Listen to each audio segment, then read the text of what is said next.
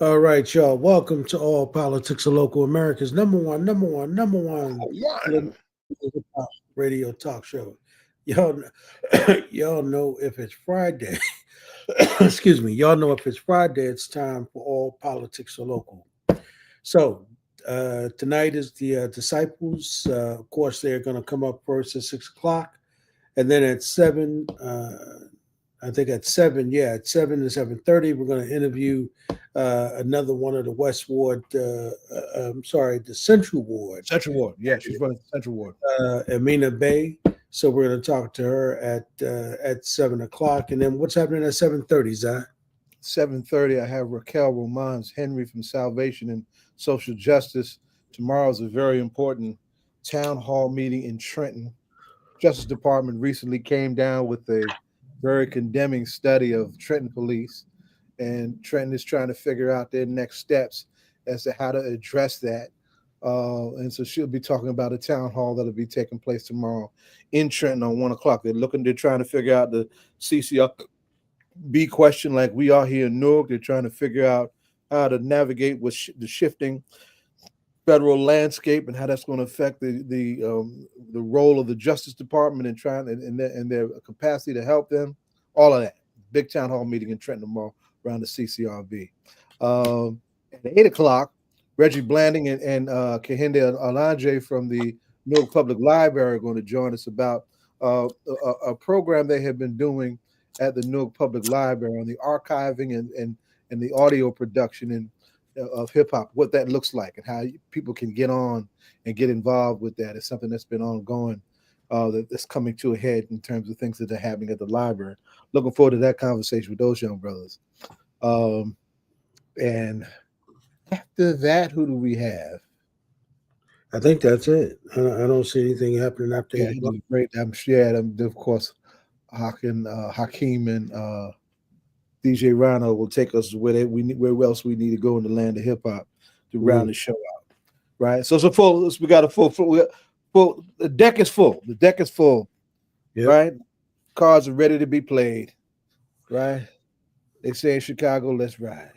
So as we wait for the disciples to come through, they didn't say they weren't coming through. The only one who said that he can't jump on right now is Haqq. So we'll wait and see what's going on with the rest of the team.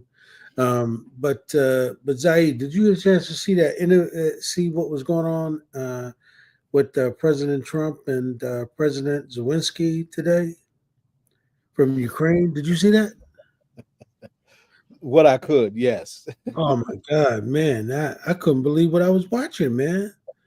Like what was that? You know? That is a wild scenario. Of course, you're not hearing about Ukrainian immigrants being treated as criminals the way Latin American and African descendant immigrant prospects are treated. I got to say that up front, right? Mhm. But serious observers of the world stage have been understanding that U.S. imperialism has been using proxies to advance their global position, to maintain their global position. Israel is the proxy of the Middle East of the U.S., right? And the U.S.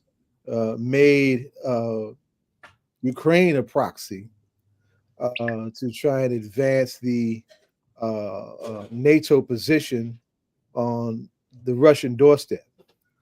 The Russians were very clear, and I'm not, I could care less about either one. The Russians were very clear to us. Y'all keep pushing other countries up on our border as hostile. We ain't gonna take us so much of this. And Ukraine was once a part of the former Soviet Union, that larger federation of Soviet socialist republics. So there's a different history that Ukraine has from some of the other countries that are more, Northern Europe in their makeup and don't have the same kind of contact in history as Russia does. So many have said that, we expected what happened with this military conflict to emerge, that it was going to emerge because Russia said it was going. So y'all do this, we're not playing with y'all, Right. and so it played out. Ironically, it reveals several things. It's the One way to get up in here now. is that, and the great Councilwoman Reverend Louise Scott-Rountree is joining us. I'm gonna wrap up my thought very quickly. No, Is keep that on, keep on, keep on. the as dangerous and powerful as the Russian state is as a world power, the Ukrainian resistance, because of the way the U.S. armed the Ukraine, really has taxed Russia, right? In a way that I don't think Russia expected. Yet at the same time, that whole thing simply did not have to happen. There was really no critical life-saving need to impose Ukraine as a NATO state, knowing that it could lead to conflict. It just really wasn't necessary. And it's interesting to see that the Orange Man is actually playing that, and he's playing that like an empire ruler. He said, I'm gonna get you out this war, but we want some of that stuff y'all got under that land. Yeah. Right. And we're not asking. This is the deal. Yeah. Yeah. So he's playing a different kind of hardball, But I tell you what, forces who are raising hell against his crazy behind, if that war stops tomorrow, all that money used to advance that need to be going back to Medicaid, all of those programs, back to educate, all those programs that this fool cut, trying to be tough on black and brown bodies and trying to make crazy white folks happy. So, y'all stay tuned. Yeah. Welcome, madam. Good evening, good evening, good evening. I am so excited, Brother Ed Riley, to be joining once again for the disciples. I don't know where my brother and my sister are because I haven't had a chance to read no emails and no texts today. But I know that we are on live and in living color. The disciples are here, at least one of them for the moment, but all of y'all are disciples, truth be told, because you all spread the gospel, you all spread the good news, and we're on All Politics Are Local on Friday night, the number one hip hop political radio on That's live right. Facebook show with our producer and our true activist, both of them attorney at law and attorney in the the role of activism. My brother Ed Riley with the beautiful lady Kim that makes him look so good, and brother Baba That's who don't bite his tongue about nothing. We're That's right. I ain't got excited. It's nobody making me look good though. so much going on. So much going on. I'm in route. I'm in route. I'm glad that I got on because I'm looking for Sister Balena and Minister Abdul Haqq Muhammad. So if I miss, I'm gonna start doing this, brother Ed. Brother Ed, if I know in advance, we gonna have special guest hosts. Yeah. Yeah. And Yeah. Y'all definitely can do that. Ramadan begins tomorrow. I gather it's Thank you for supposed to that. be, tomorrow. So Ramadan Mubarak to all of our beautiful brothers, Muslim brothers and sisters. I've been telling folks I need to turn down my plate all day long because the last time when I do Ramadan, I lose a little weight. Yeah. Yeah. I lose, you want to get close to God and be healthy at the same time, right? Yeah. So, yes, I'm excited. So, brothers, what's the topic of the day? What? Well, what we were talking about before you jumped on Roundtree. I don't know if you had a chance to see that. What happened with President Zelensky and the vice president and the president in the Oval Office. I mean, it was a straight up beatdown. Where they were attacking this guy. I've never seen anything like that. You know, but Zaid was saying, pretty much. Zaid, you can, pretty much pick it up from there. But everybody sort of saw this coming, you know. But Zaid, what was said though? They were saying that there was, Biden is, Trump is overstating how much money was really given. They're saying that it was He always does that. Yeah, like that's fun. yeah, they said it was what like was given was a lot. yeah. He's extra. Just like a whole lot was given to Israel to do all that killing that they're Yep, doing yep, in Gaza. yeah. Yeah, they said it was like 150 billion, but they said it wasn't really money. They said it was weapons that Yep. was getting. Resources, Yeah, Those Resou- resources have resources that was helping monetary them. value. right. They added up Somebody's paying for those. The yeah, U.S. is paying for those. right. That's a shell game they're trying to play with language. That's caca. They know Yeah, what they're doing, and they know where that money's coming from. They know where that money's going, and they yeah. created just an open space for that because that's how the war machine of capitalism goes. And And that was so, one of the reasons we had issues with Biden. Well, we did Palestinians, and unfortunately, even Kamala had to wear some of that, you know, which is sad because we wear what our predecessors and those are doing, even if we don't agree. It's because we are with them, and it's so sad because what they were saying was that they wanted Biden to stop sending money, yeah, stop sending funding, stop Yeah, sending resources. Just stop because that would put a stop to some of this. What is that's happening with right. this country right now is so dangerous.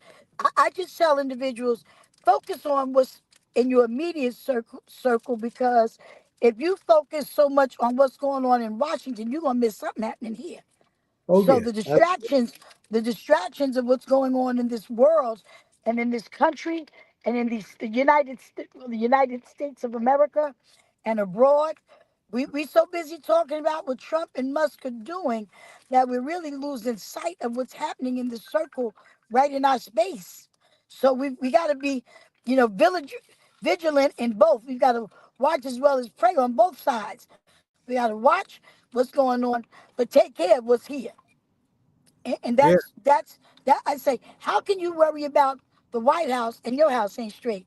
You don't know yeah, what's going on with your Medicare. You don't know what's going on with your Social Security. You don't know what's going on with your children and their education. You focus on those things locally because all politics are local. Come on yeah, here. yeah, That's the yeah. name of the No, show. All no, politics are local. So yeah, we're going to talk politics. We got to talk about local, and then we got to talk about abroad yeah. and find a medium in the middle of that. I tell people, the last thing when you got people, listen, when you got people that have told you what they're going to do, why you trying to figure it out? Ain't nothing to figure out. Mm, He told you. yeah. He told you. He said, I'm doing A, B, C, D. Did you think he was going to change his mind and that we was going to go to the altar and he'd have a Jesus moment? Well, he's having a couple of Jesus moments. There's a couple of Jesus moments, and there's a couple of godly moments and a couple of spiritual moments, but they're so minute. They're so minute.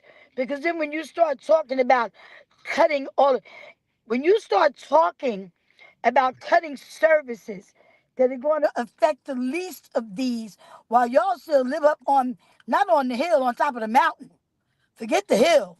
Y'all done went to the top of the mountain. Um, it's yeah. I'm actually traveling on my way to New York to town hall.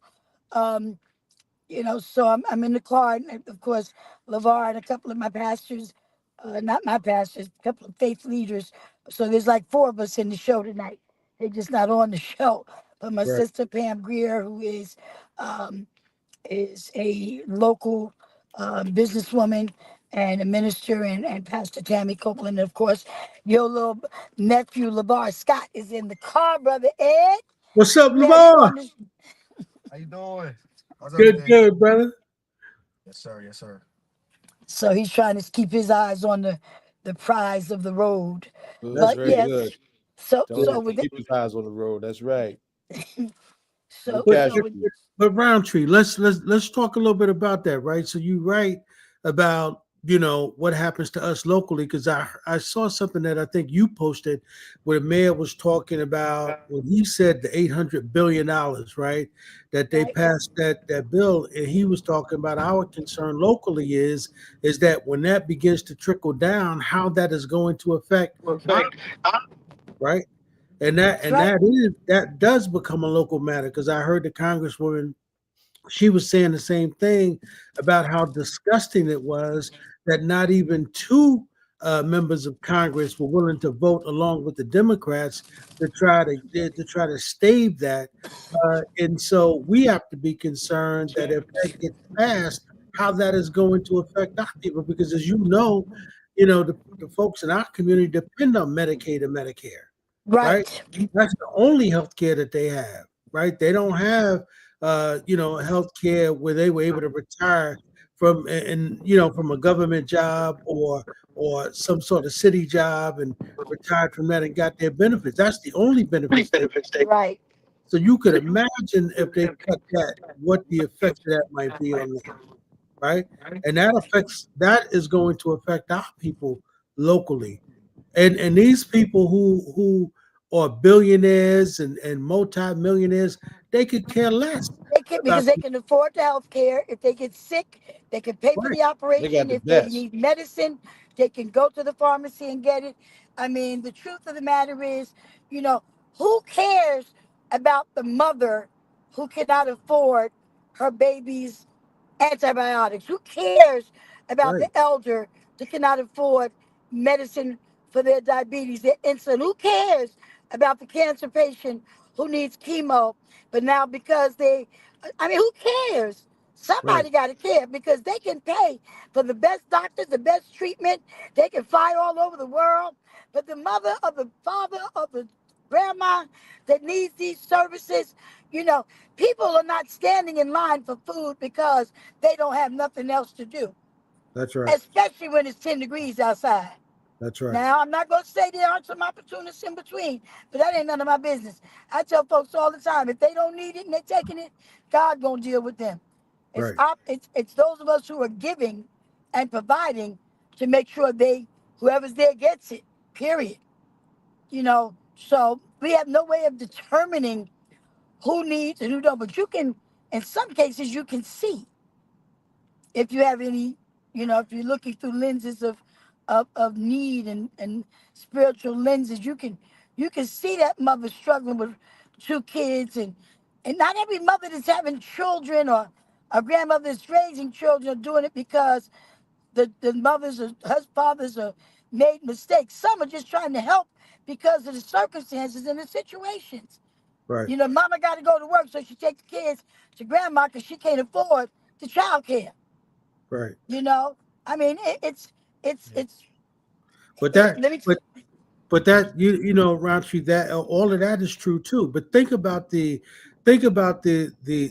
family that has their mother or their father, right, who's now an elder in a nursing home, Oh, right? that part. And they depend on Medicaid to pay those bills, right? Yeah, Because they're yeah, not rich. And I'm yeah, saying that affects my family, right? yeah.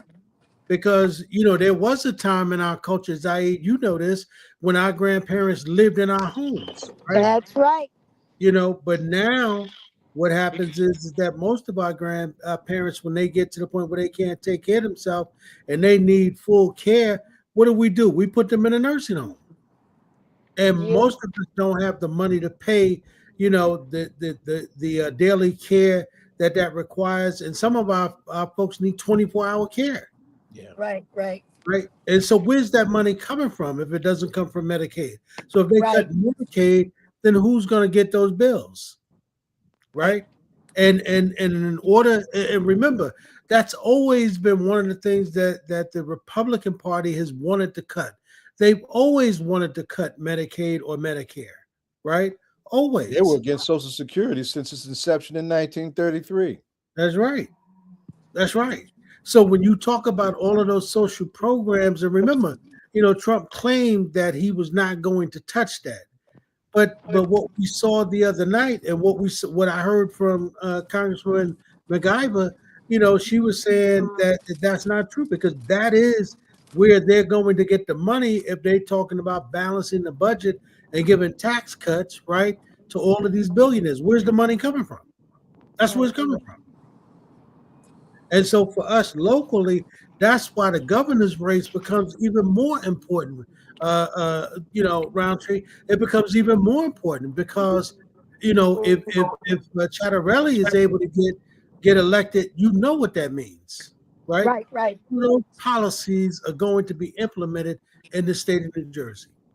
right, right, right. And we have to be Absolutely. upfront and clear about that to our people. And that's why I appreciated that post you put up with the mayor saying that, because I think that, particularly in our community, Black folks have to be clear how that is going to affect them locally, That's right. right? And why your vote is going to matter, right? Because you're not going to get somebody, who, and then the other thing is, we're talking about somebody, he has an elderly mother himself. I'm talking about the man, That's right. right? And he that's Right, he that's another conversation.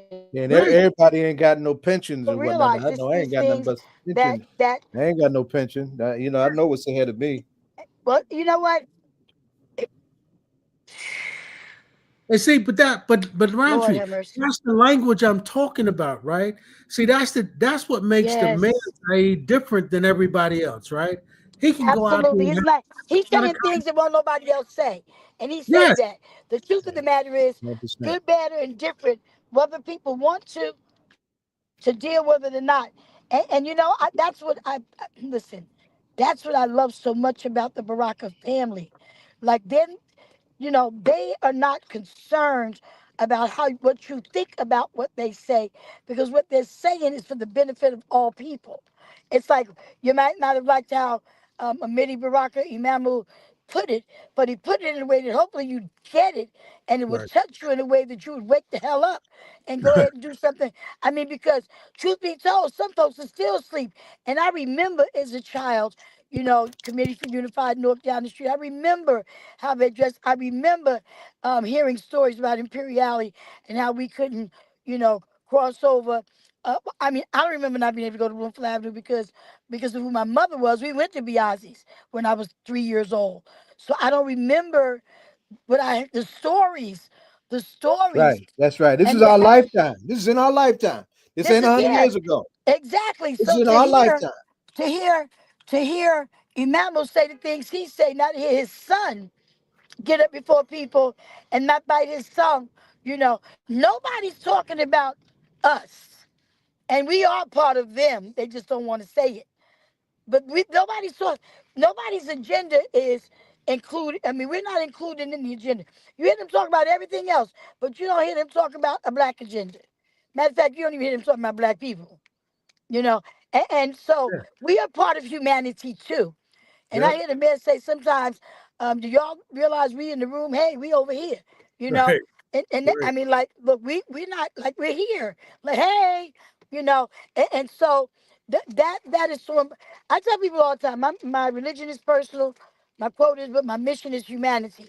But when you say humanity, the word human is in that. So no matter what your race, creed, color, or gender is, you are a human being. You are flesh, your blood, you have emotions, you have feelings.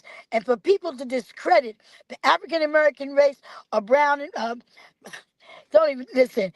It takes me to a place, you know, that where we're going now, we better be focused on us. Like today, they had this blackout thing going on, right? Where they didn't want us to shop. No, well, I don't shop it. I'm not a Target customer. I was a Walmart customer. I'm not a Target customer. I'm not even an online shopper. So I got scammed one time, and my son will tell you, I ain't big on putting my credit card nowhere, my debit card nowhere, because I want to be able to get my money if I come for you. Because I got scammed for $4,500, a little bit over, through a Cash App thing. So you got to worry about me being blacking out online, because they ain't getting my money no way. I might pay a right, bill, but you ain't got to worry about me doing no 50,000 packages coming to my doorstep. You know, that's right. not happening. But today they wanted to show how we can affect the economy. Let me say this, because I know our dollars matter, but you know who's been telling us to do this forever? About 10 years ago, I don't even know how many years ago it was. And Honorable Minister Louis Farrakhan Mhm. told us Black on Black Solidarity Day, Friday, even before that. yeah, I mean, we instead of have a tradition. We don't have to, we so wishy-washy with honoring our traditions, but Black Solidarity Day was built to demonstrate the power of economic withdrawal. way back in 1969. And when we exercised it, folks, the other side felt it, right? And they tried to We're just undermine not the consistent. solidarity whenever we tried to do it because they knew that would be a pinch in their pockets, right? Because we're But not we don't consistent. maintain tradition. We Yeah. maintain We're tradition. not We'd be consistent. treated a lot different. We're not consistent, Baba. There The you go. truth That's is, it. we're not consistent. So they come and they realize it hurt them and they say some little foolishness. We go for it and we forget all about the purpose. Oh, no, that ain't enough. We got to negotiate this again and stop spending. The Jewish community, their money circulates through their community. I don't know how many times before it leaves. We are the only people that send everybody to college. We send everybody. I Yeah. know some people that own the Chinese restaurant. They Oh turn it over to their cousins, their brothers, their uncles. yeah. 3 generations of children go to college on one little chicken wing and fried rice restaurant. And them restaurants ain't in China. They in our community, They That's in right. Newark, New Jersey, on Bergen, Springfield, Chancellor. making our And I'm money not and, mad. You and know why I'm not feeding their mad at kids. these people? I'm not mad at them. I don't even complain about them because what we've done is we've relinquished what God put in our hands to people. Nobody pushes us, nobody pushes you out of what you own. If you don't maintain it, you just lose it and it'll be taken away from you. But nobody can push you out of anything that you take care of and maintain and do what's right. So we haven't learned, I don't believe it, some have, because I see people doing it. I watched a man raise capital through many banks to get his project done. We'll drain one little person on a project and then end up going bankrupt because we didn't stack capital to maintain, to get what we needed to get built. And then the other thing we do, we go buy Mercedes as soon as we make our first $500,000. We go get the Mercedes, we go get the house, we overcharge Oh yeah. instead of realizing whatever we're making has to go back into the business until we've built it. Oh yeah. So small businesses do struggle. People who realize that they got to put something into it before they can see anything. Sometimes it's years. You might be able to get your little car, you know, you might be able to pay a little mortgage, but you can't live like a millionaire on $1,000 a week salary or income from a business and don't put it back in. So our economy, mom and pop stores. So today was a blackout. When I was talking about the Honorable Minister Farrakhan, I was talking about him that time when he said they were trying to do a thing for what is it, Black Friday, the day after Thanksgiving, whatever that is.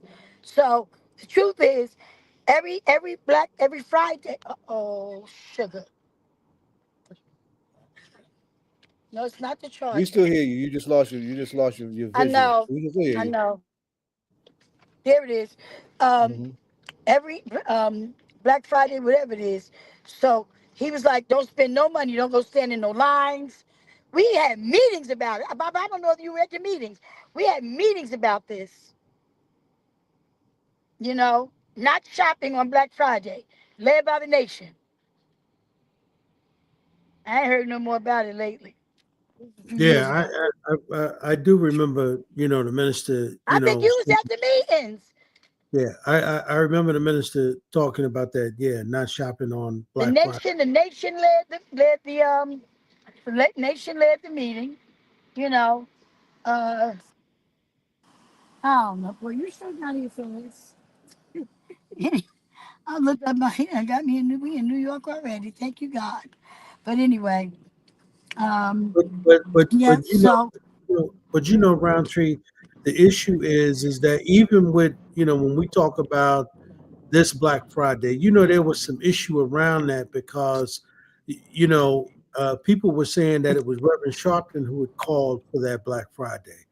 And I don't mhm. know if you saw the press release that went out yesterday from Reverend Sharpton from NAN. He said that he did not call for that blackout, that his is going to come in April at his convention. That's what he Oh, said. they were using his name. They did, right? His Because name was on some stuff. someone sent it to me and asked us to post it I didn't on post it. Yeah, I think we I posted posted it. one little blackout thing because the senior citizen sent it to me. I think I put it in my story, but I don't think I put nothing on my page Yep, because there's some other things that go along with this blackout thing. So yeah, we that's not a bad thing to have. But now what happens after today? Like who's sitting at the table? Who's getting ready to have a conversation right, once they feel the economy, Amazon, all these places? Who's doing like who's doing the negotiation? Who's right, talking to these people? So we right, do this blackout to let them feel it. Then what? right, I mean, like I heard no plan. right. So is there They, somebody they, leading something that's gonna have a conversation? I'm going to Al's you know, convention. what I was thinking, Roundtree. The only one who I've heard, and I think what me and you should do is we should invite him on the show next month. Is Pastor Jamal Bryant, right? He Oh yeah. seems like he's Oh pretty yeah. I posted organized. something about him too, because he Yeah, was saying they put his picture up. So I really liked his piece. When if you want to put somebody's picture up, and he yeah, went like in on, he said put up the picture of the person who's going to cut your Medicare. But he said he told him don't come for me. He was yeah. like don't come for me. So yeah, I got his number. I'll reach out to him. Yeah, we should invite him on next month because his is going to start next month, right? And Yeah. he's only asking folks to do it for one day because he was saying if we all do it for one day in one particular store that he's talking about Target, right? Right. And he wanted the black church to do it, and he was talking about 100,000 people. And then, like you were saying, he was saying that they wanted to schedule a meeting, right, with those folks at Target to have a sit down once they feel right what it is to have black folks not participate right Right. and purchasing from that store for one day the amount of money that they lose. Now that seems pretty organized to me. Right. Right. Well, And Jamal Bryan is an organized leader. right, Like he's organized, and so is Al. Al's yeah, organized. So anything that they, but this is why I was very careful about following through on what these people are doing today. It's not a bad idea what they're doing. I think it's good. I got so many texts, even my church family. They was sending me stuff on group text. I didn't even say thank you because I'm very careful about but responding. Roundtree, the problem with that is they can't put Reverend Sharpton's name on it and say But I didn't get he nothing. endorsed I didn't see nobody sent me nothing, but I saw it it. on social media. Yep. They sent it to me and asked us to post it. And I don't want to call the people out who did it, but they're legitimate people. You know what I Yeah. mean? And then Reverend Sharpton hit us up last night and told us that, that wasn't him, you know. And he said that his is going to be in April. And I was just like, wow. So, I hit everybody back up and just Well, had if to I straight. don't see it on his page and his name is on it, like I'm friends with him on Facebook and I have his other page. So, if I don't see something he put his name on it, I don't really share a lot of stuff. I really share just the mayor stuff and the city of Newark stuff. I don't But post. you, but I you, don't but you post. know, but Roundtree, our problem is people call us all the time, ask us to post stuff, Oh, I don't right? do. I know they do. And we have to Listen be to this. careful They just share it when we on my do it. page. They will tag me in stuff, and if it's something I don't agree with, I will untag myself. Yeah, I will remove myself, untag me in a post. I very, very rarely people post me. They add stuff, but people know me well enough to know they got to be careful what they post on my page because I will unfriend you and you'll never get to post again. So when you have I've been on social media now for 15 years. That's a long time.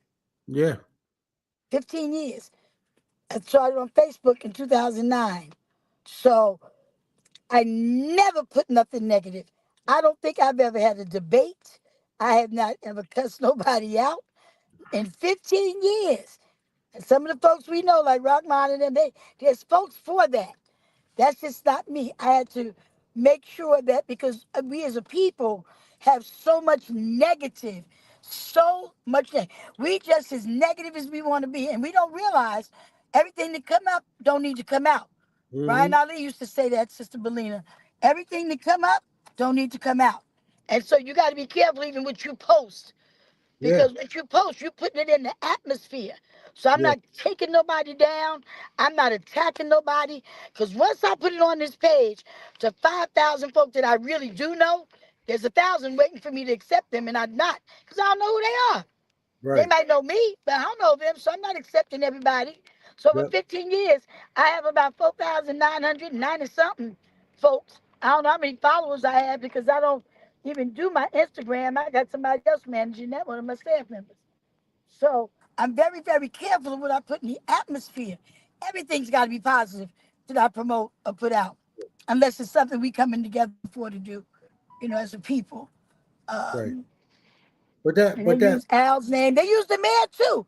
They use. yeah. They careful about it, but they do. But the problem with that though, Roundtree, is when people that we know do that. That's the problem, right? I know that.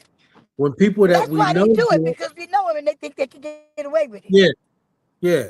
And You when ever they thought about it that then way? and then Yeah. and then what happens is, Roundtree, is the people who name they use also know us. You know what I I mean? know. And they in turn call offline and say, "Yo, what's up, man? I didn't request that." And then they say, "Well, why didn't you hit me up and ask me?" Yeah, right. Right. People that said it, I Right. know you know them as well, Yep. Yep. I'm sure I do. right? I'm sure And I so, do. But they so know these names have some value to it, sir. If you put, yes, just like all politics are local, yeah. people can share stuff on your page. Oh yeah, all They the can go time. there and tag you as a group in it if you are aligned with them. But the truth is, we just have to be careful because even some of our own people, you try to use us and hurt us. Look, hell, your own family.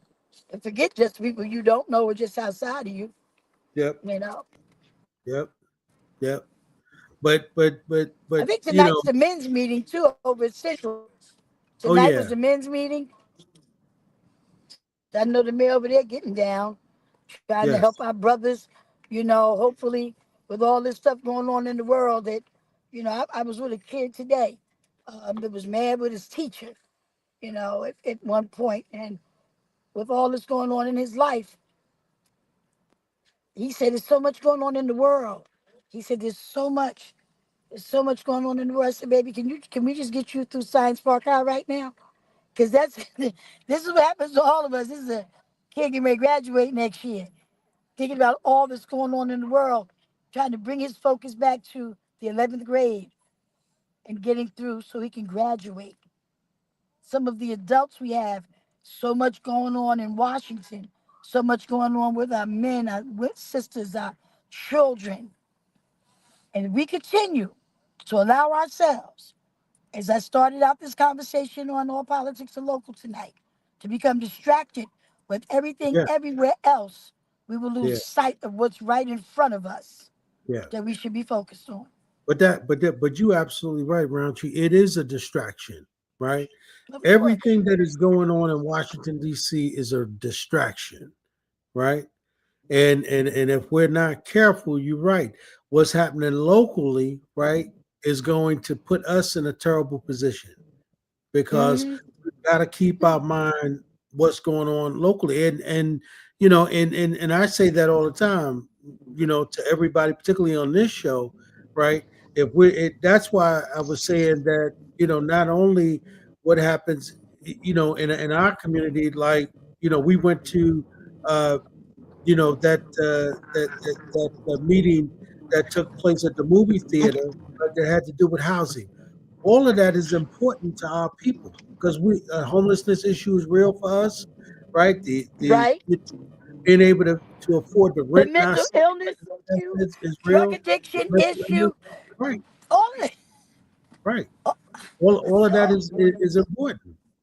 And so if we get, and I was saying this on another uh show that I was on, and I was saying that, if we don't if I heard TD Jake say this, and so it wasn't an original idea on my part. He said he can't even wake up in the morning and have a cup of coffee before something else is done gone on. He said when he turned on his phone, you know, he said he tried to get a cup of coffee first, and then when he turned on his phone, he said it seemed like the whole world done shifted again every day, right? And that in itself becomes a distraction because you can lose control. That's why you've got to have that time where you spend it with God and you meditating and you're praying before you even get involved in anything that's going on in the world, because it's crazy. It's almost like the weather, right? One day it's 90 degrees, you need shorts. The next day it's 10 degrees, and you need to Okay. pick what you got. Woo! My Lord. So, I mean, but we've got a 4-year ride on this thing, and so Well, there's actually, two. Actually, two. well, Actually, yeah. two. If we can change get a couple of those seats in Congress, you're right. Actually, two. Actually, two. Because whatever damage he gonna do. Oh, well, there's a parking lot right there too. Yeah, it is, right? She told me we be. Where's it at? It's right here, bro. Right. That's the town hall. So, yeah. Oh Is this what's the name of the gospel dress? no, I'm so We sorry, just got a y'all. shout out to, by the way, Round. You can't see it because you're in the car, but you want to acknowledge the shout out you got from young brother Che Oh, Coulter. oh, that's hey, brother Che. He was the conscience of the municipal council. What's somebody do? Oh, that's right. I love you guys. Look it out. Yeah. All right, so we park I it. just want to see if this is where we. Oh, yeah, this is it. I mean, Okay. yes. Hold on. I'm trying to get out the car, guys. Just give me 1 minute. All right, All right. We'll cover you. but Zaid, so Okay. Yes, so sir. it becomes a matter of focus. You know what I mean? It becomes a matter of focus, man, and I'm gonna ask her, can you park in this? on what's going on and what's happening with our people, man. You know what I mean? Because I think that if we're not focused on that, then it becomes a drag on us, man. Yeah, absolutely. You can believe that. You know, and that's just like the conversation I was having with Larry. When I went down to that meeting that he did about him trying to organize a statewide For the convention. convention. Yeah, the convention. You know, and I think that that's important. You know, for the same reasons you and I were trying to organize what we were trying to do around the MBPC locally, right? Yeah, right.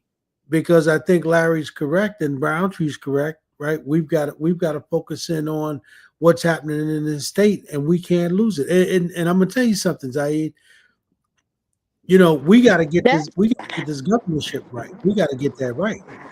that's right. That's right. We got to get that That's right. right. That's right. Because if we don't get that right, I'm telling you, Look at my sis. we can't worry about what's going to be happening down in D.C. It's going to be some hell to pay right here in New Jersey, And right? those folks on the other side, they are mobilized. Yes, They're coming out. They're voting. yeah, So and just remember that Murphy won by the skin of his teeth because the black vote from Essex and Hudson County came through for him right. in the last hour or so. That's how he survived his second term. But Right? the difference in that, Zaid, there are now 500,000 more Republicans in the state of New Jersey that are registered to vote. You see what I mean? That's the mic dropper for the first hour. Right. And they are energized around this whole MAGA Backwards concept agenda. That's right. right. And so that's why our people have to become engaged, right? Have to become energized, right? Not that they didn't just try and energize their base. They went out and according to Mayor Baraka, they went out and registered 500,000 more people. And those people came out and they voted. That's right. Right. And we register, we may come out, we may not come out. Right. It's an intellectual exercise. Yeah. Damn that. You gotta put that you gotta all weapons on the table, and that's a weapon everybody can use. Yeah. Yeah. And we've got to be. That's why I'm saying, we've got to have a different kind of conversation, man. And it's got to be a conversation that's real clear, right, about where we're going and where we're not going to go if we get this wrong. And I think that's the difference. That's one of the reasons Trump won. Remember, he kept saying you're not going to have a country. If you don't vote for me, if you don't put me back in office. I mean, he was basically scaring folks, right? Folks who are afraid of the browning of America, right? He was scaring them. And he was telling them, like, look, when he was saying, you're not going to have a country, he was basically saying white folks. He wasn't talking about black That's folks. right. That's right. And that's why and the reason we know that's clear, because one of the first areas he attacked it, right, was diversity, equity, and inclusion. To head off any possibility for folks, getting any kind of chance. Roundtree's trying to get us to see somebody, right? They ever have a chance to, to level up some of these playing fields that ain't never been level for us to begin with. The irony, of course, is that they're so hostile and so caught up in the pathology of racism, or what Kahindi Andrews calls the psychosis of race of white supremacy, is that when it comes to DEI and affirmative action, the principal beneficiaries not been black folks, not been Latinx folks, it's been white women. Right. Then you start talking about black Asians, African folks, and Latin descendant folks. White women have been the principal beneficiaries of that. So that's messy. Khaled used to say, "Buckle up, buddy. It's going to be a rough ride." Yeah. But I heard today, Zaid, another 1,000 people were actually fired today, right? And we're talking about people, right? Who got health issues, right? We're talking about people who got children in college, right? And and we're talking about people who have been on the job for at least 5 or 7 years, right?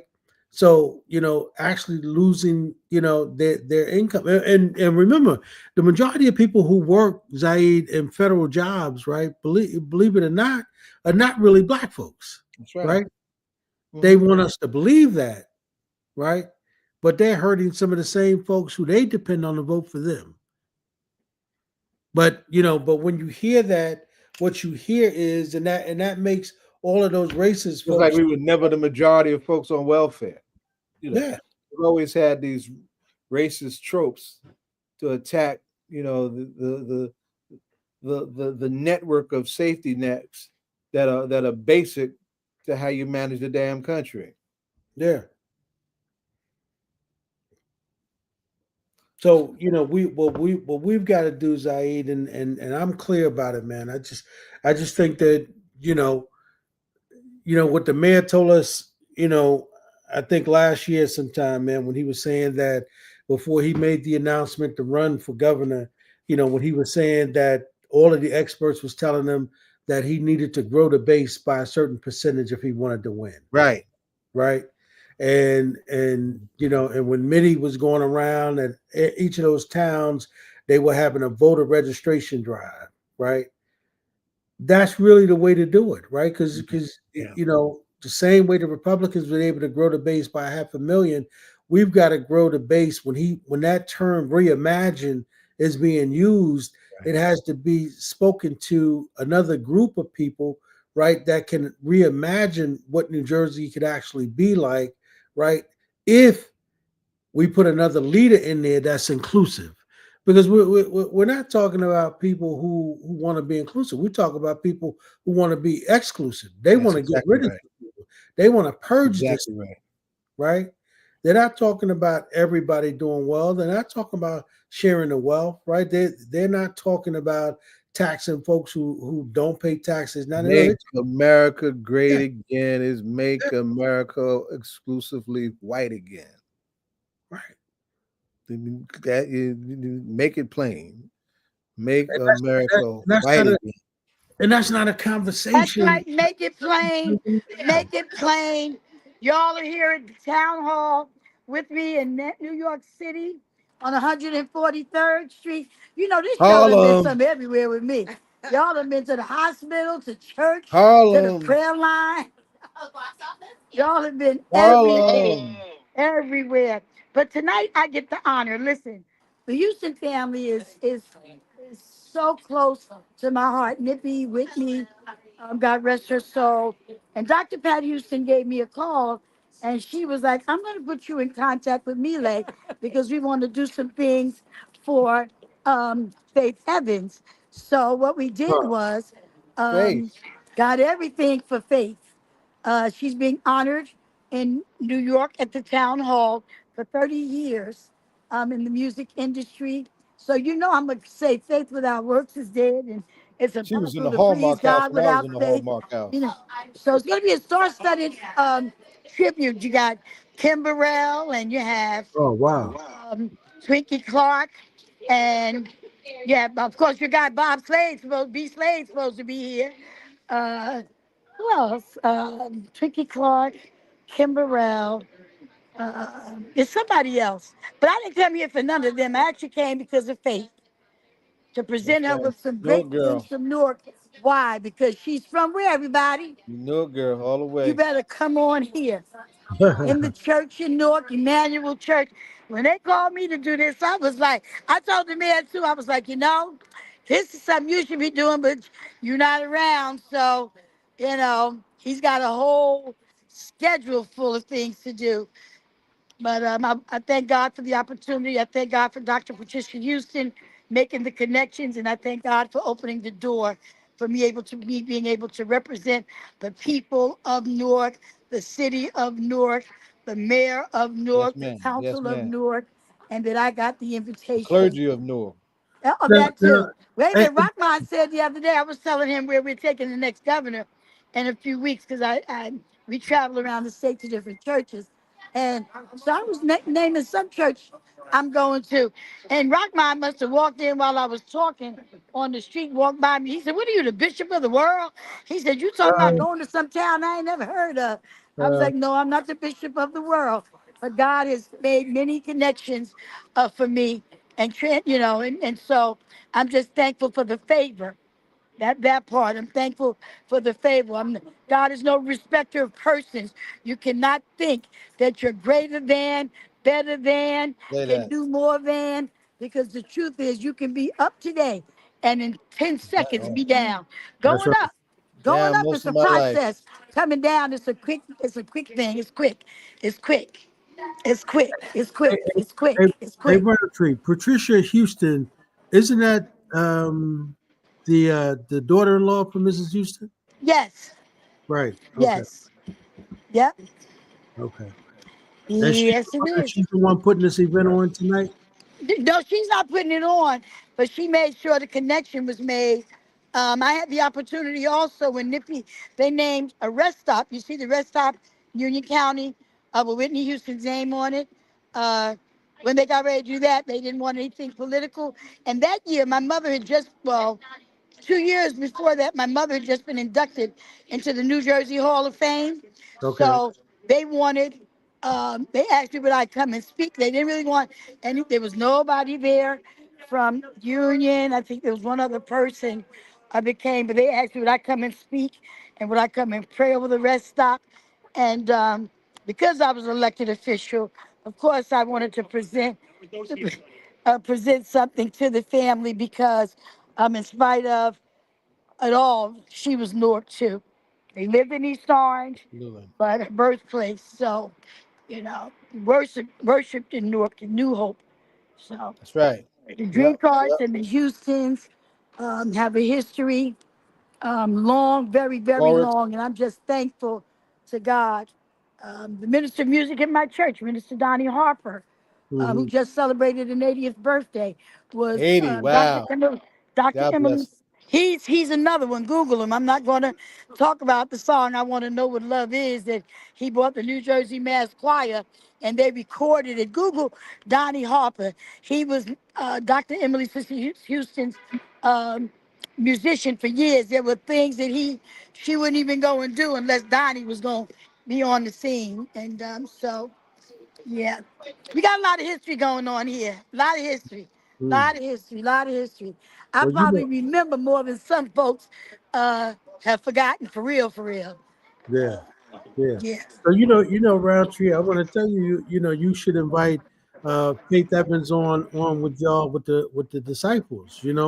There's a whole list of people That'd be that I something. Well, need to just get do her a on. schedule. Listen, I'm getting ready to start doing a TV show. I tell y'all.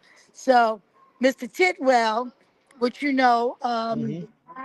he's been asking me for at least 5 years. About 8 years ago, when I got the no longer than that, when I got the assignment with Clergy Affairs, uh, Felipe Luciano. I mean, you know him, Luciano. He Yeah. wanted me to do a show, Faith in the Community, or something of that nature. So we did a television program for Channel 78, and he asked me to pull the people together. So I got a rabbi. I know this sounds like a joke. That's usually how the joke starts out. You know, when you lay out the three, the three the The three three different face. Yes. religious groups, right? You know, I've heard some funny jokes about that. In She just reaction lost to some how they, audio too. yeah, you know. But yeah, man. So, but Roundtree is one of the hardest working council people. I don't know how she do it. You know what I mean? She's all over the place. She doesn't have a still moment. Yeah, yeah. She's all. We can count on our hands when she's actually been on the show and been stationary for Yeah, the whole that's true. show. Almost That's true. never. That's true. That's true. For the most part, she's always moving, man. In transit trying to get some work in. Yeah. So, but listen, man, we're coming up on the 7 o'clock hour. So, Roundtree, if you can hear us, we're getting ready to move on because we've got Amina Bey that's going to be coming up. Roundtree, I don't know if you can hear. I'm back now. I Reggie, had to yeah, answer the Hey, call. Jonathan There go just joined Jonathan. us. Listen, let me go inside. Back outside. I missed some of what you said because I had to come inside because LeVar went to park the car and he must have rode past the location. However, Jonathan, I miss you, my brother. hey, What's going on? hey, how are you? I'm good, my brother. How are you? I'm good. I'm good. I'm good. I'm juggling debate and all sorts of stuff. So I've not been around as much. I have not. Unfortunately, I That's have all right. not I've been been around as I've much. been working on getting our next governor elected, along with Yes. doing whatever. Listen, getting my the next governor elected, doing my assignment that I'm supposed to be doing. I love me some Lady Ali. Um, miss her, miss our minister Abdul Haq Muhammad. Uh oh. Okay, And I'm I think back. that I'm back. I'm back. I miss my minister. I miss my minister. Ramadan is beginning. They just came out of Savior's Day. I said this in the middle of the show. I'm excited to see our Central Ward on the listen here. Welcome, welcome, welcome, our beautiful sister Amina Bey, my sister from another mother for real. You want to hear somebody talk about my mother? Like, uh, oh, hey, how you doing? You want to hear somebody talk about my mother? Just go talk to Sister Frederica. When I walk in the room, she don't say that. She said, there go my baby girl. And the next part of the conversation is about Madam Louise Scott-Rountree. It's not that she don't think about her daughters, because she loves both of us. But when this daughter walk in the room, she won't let me forget my legacy.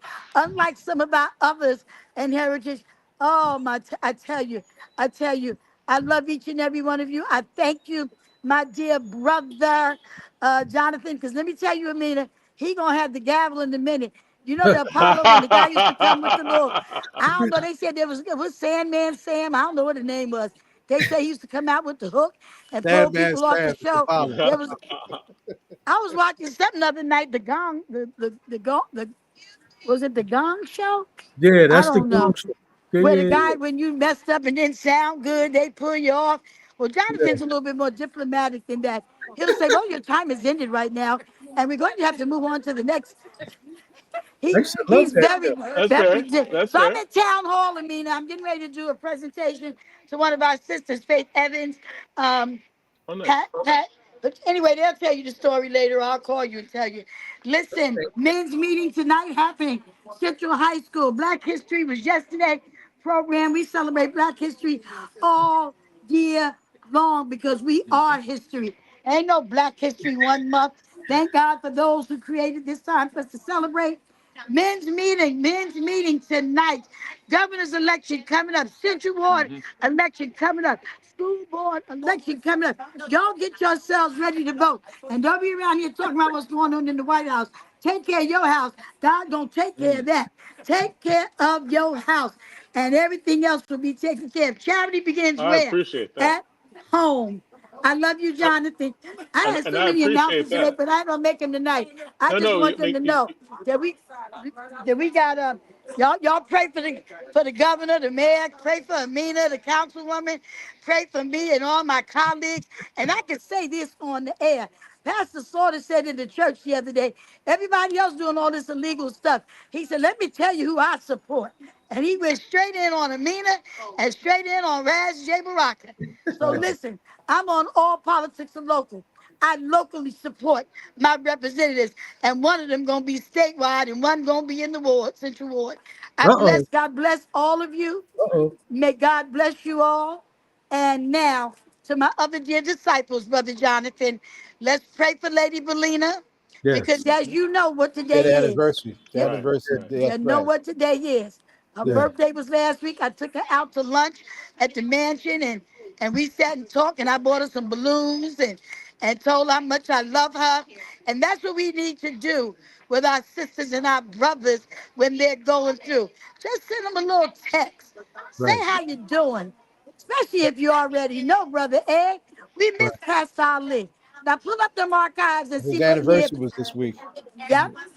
Pull up those archives and see when we did our very first show. And we're gonna do some, you know how they do. We're gonna go back and pull up some of that stuff we said and did, and what Ali said and did. Because Oh, you yeah. know he's another one with no filter. God bless you all. Thank you for joining us on the Disciples. Let me go take care of Faith Evans. Amina, All take right. your hour. Jonathan, you got to Yes, give it to and the sisters. Councilwoman, Ramadan. We got to get close to God. Councilwoman, Amen. please give Faith my love. You know, she went to University High School with us, Oh, so I please know. give her Oh, my love. nice. So give her I my know she love. went to university. She went to Yes, Emmanuel Baptist Church. She yes, ma'am. got that little baby boy by one of our friends out of New York. You know, God rest his mother's soul that just transitioned. And Yes, Yeah. Kiama Griffin, which plays for St. Paul Sounds of Praise, she's connected to Newark on all four fronts. So we representing her well tonight. She getting everything Newark got tonight. yes. Everything. Thank you, Patricia Houston, my sister, Dr. Houston, for the invitation. Thank you, Brother Ed, for making sure the disciples have their space on all politics and local. I'm going to say America's #1 hip That's hop right. So, online radio well, show. well, God thank, bless well, you thank all. you. Have a wonderful evening. And, All right, and tell guys. Faith Evans we said hi. Yes. Yes, Take sir. care. Take care. Welcome. Love you Welcome guys. to Love you guys. Love you. Bye love you bye. back. Love you back. Love America's you got back. rockin' Man, I soul. just We got got time to Reverend have to Louise leave because Scott I'm not on my rockin' computer. soul There you rap. go. Absolutely, absolutely. So welcome to All Politics Are Local, Oh my and welcome tonight. The Central Ward. There are a lot of people running. We are. It seems like it's going to be a highly contested election. And welcome, and we're honored to have you on All Politics Are Local. First question and basic question: why do you want to be Central Ward Councilwoman? Well, Well, first of all, uh, Jonathan, let's have Amina introduce herself. You know Mhm. what I mean? I Well, mean, that's the same question, right? Like we that's all all know there. who she is, It's all and there. we all know her as the daughter of one of our community mothers. But let's let her introduce herself to the audience. Yeah. well, thank you, my brothers. Well, first of all, the first thing I wanted to do is say Ramadan Mubarak to all of my Muslim brothers and sisters. We have just entered the holy month of Ramadan. Ramadan Um, Kareem. Yes, ma'am. Thank you. That just came in this evening. And so just grateful for the opportunity to see another blessed Ramadan. Pray that it is peaceful, that it is productive, and that all of us who are participating just get closer to God and have an opportunity to just hit the reset button, because it's important. It definitely is important. Don't worry about that in the private chat. That's for Jonathan. Go ahead. No, Keep it's just like the pictures. I can't see anyone anymore. So I don't know if Oh that no, was. that's fine. It's We're all all right. here. We We just spotlight you. focus on you when you're speaking. Oh, Right, okay, okay. So yes, my name is Amina Bey. I am the daughter of Frederica Bey. She's a lifelong Norker, and she is. When people ask me about why am I running for Central Ward Council, my mother's been trying to get me to run for decades, okay? And I have resisted with all my might. I'm like, oh no, I don't want to jump in the fray. I don't want to do this. But really, where I'm going in the journey that I truly believe that God has put me on is an extension of the work that I've been doing and I've always done. So currently I serve as the executive director of Newark Emergency Services for Families. We serve all of Essex County, emergency assistance, drop-in, workforce development, right downtown Newark. And I've been there this is my 6th year. Before that, I served as the executive director of the Newark Workforce Development Board for the city of Newark, literally right next door to where I am right now, managing all of workforce development programs, employment and training programs for the city of Newark, managing the one-stop center, and also opening up the Shiny Baraka Women's Resource Center, where I was also the director there at the same time. Before that, I've spent 15 years with the County of Essex, doing a lot of workforce development programming there, creating a youth resource center, which is still in operation today, and also doing a lot of work with the Department of Labor around business management, which is something that helped translate over into my work with the Newark Workforce Development Board, as far as bringing together public and private partnerships to help create more entrepreneurs in our community, as well as job training programs and educational enhancements. So that's just the professional side, but then also there's so much more to Amina Bey than the professional side. And she right. ain't just Frederica's daughter. She is one of our stellar organizers and activists. Come on, girl, sound that drum. So I was getting ready to get into that. So again, when we talk about activism, this is all that I've learned from my mother.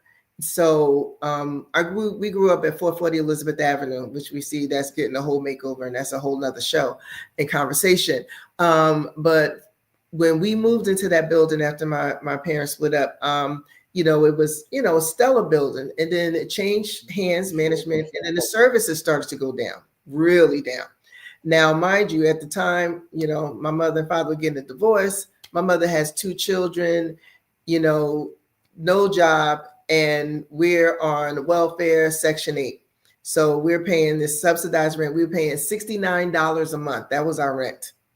My mother, with everything that's going on, she's talking to the residents and talking to the tenants, and she decided to organize a tenants association. They started to talk to management. They were telling them basically, go kick rocks, have a seat. My mother organized a rent strike.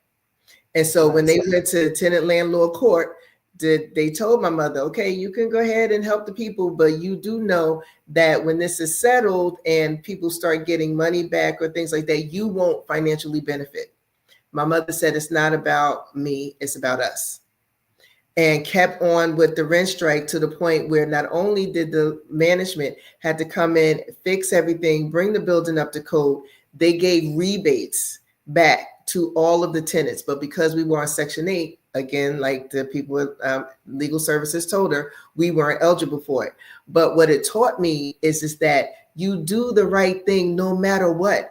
Because again, it's not about you as an individual, it's about your people.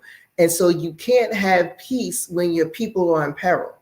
And so when you have an opportunity to serve, when you have an opportunity to help make things better for your brother, for your sister, for your neighbor, for your family, that's what you do. And so that just started me on my path. And so with so many different opportunities to serve, you know, my mother is a proud member of People's Organization for Progress. That's how she really learned to organize. And I used to go with her to meetings and different things. And so when 1995 came around, that was like a great year for us.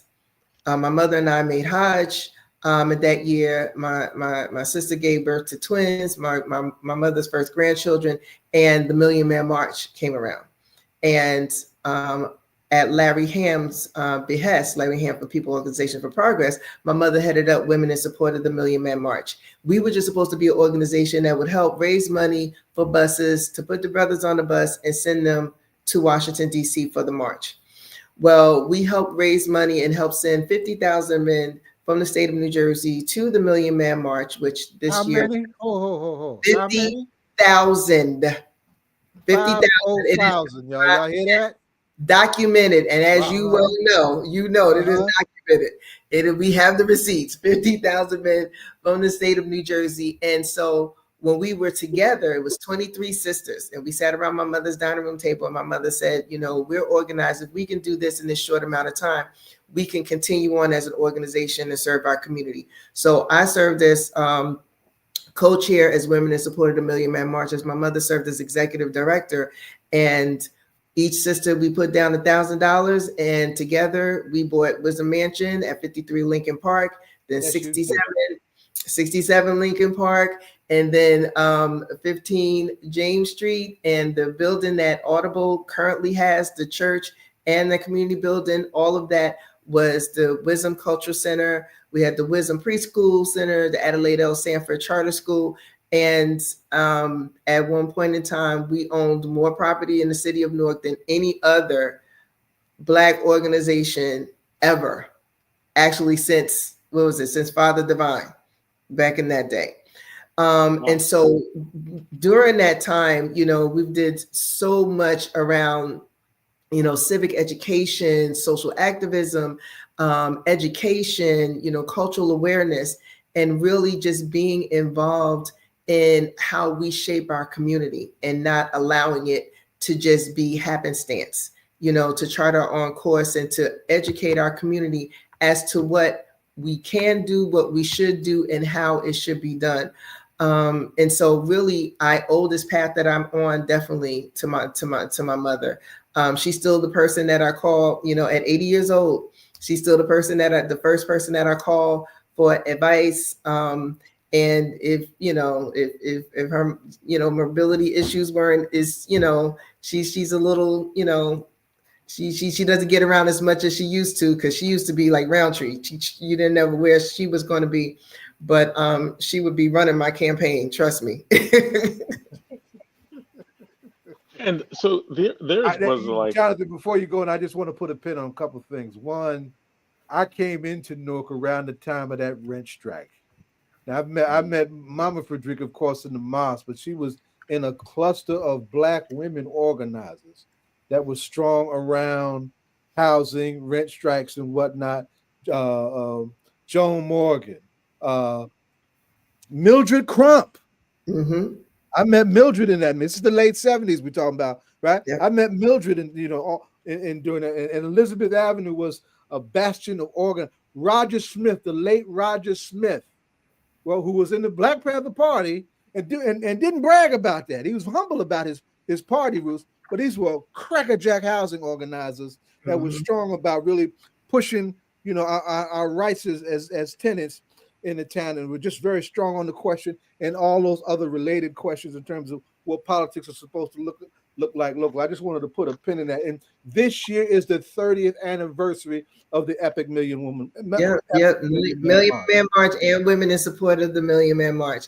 And for someone like me, I live and work in the Central Ward, you know, and so my whole life is here. Everything that I do is centered in and around this area. I live, work, play in the Central Ward. And although I am proud of my city and I am proud of the development, I am proud of the growth, I am proud of so much, but there's so much more. that we need to do. And it's evident from from this last election that, I think we've lost a couple of souls along the way that we need to get back. I think that people have gotten very comfortable, and sometimes people are tired, and they've gotten tired and they feel like their voice doesn't matter, that it doesn't matter what they say, doesn't matter if they show up, doesn't matter if they vote, because people are going to do what they want to do. But as your show says, all politics are local and all elections have consequences. And we are seeing the consequences right now, all day, every day. And so many people that chose one way are having buyer's remorse right now. They are regretting because they didn't think that it was going to affect them. They didn't think that this is what DEI really meant. They didn't think that these cuts to federal programs meant their job. And so we need to do what we've always done as Black people. We know how to pivot. When the stock market crashed, we weren't the ones jumping out of windows because we knew how to make a way out of no way. And all we need to do is to really have for real conversations with each other and talk about our needs and be able to work together and collaborate so we can stand in the gap together and make sure that we weather the storm like every other one. And there's the same things happening with the Central Ward. If you go up and down Broad Street in the Halsey corridor, you see a lot of empty storefronts, a lot. And it wasn't always like this. We need to find a way to make sure that we're able to support local businesses, to make sure that they have the same type of supports that other businesses have, to make sure that the same way that we're fighting for affordable housing, there should be affordable rents for local businesses so they can sustain, so they can grow, so they can be a part of this economy, so they can not only add to the revenue of the city, but also hire local city residents, because a lot of these large corporations have not been doing that. And so when you support the community as a whole, it includes both the public and the private sector. Also making sure that we address the issues around food and housing insecurity. We thought that it was bad during COVID. Guess what? It's getting ready to get even worse, because with every job that's cut, with every program that gets slashed, there's more people outside the lines at Newark Emergency Services for Families.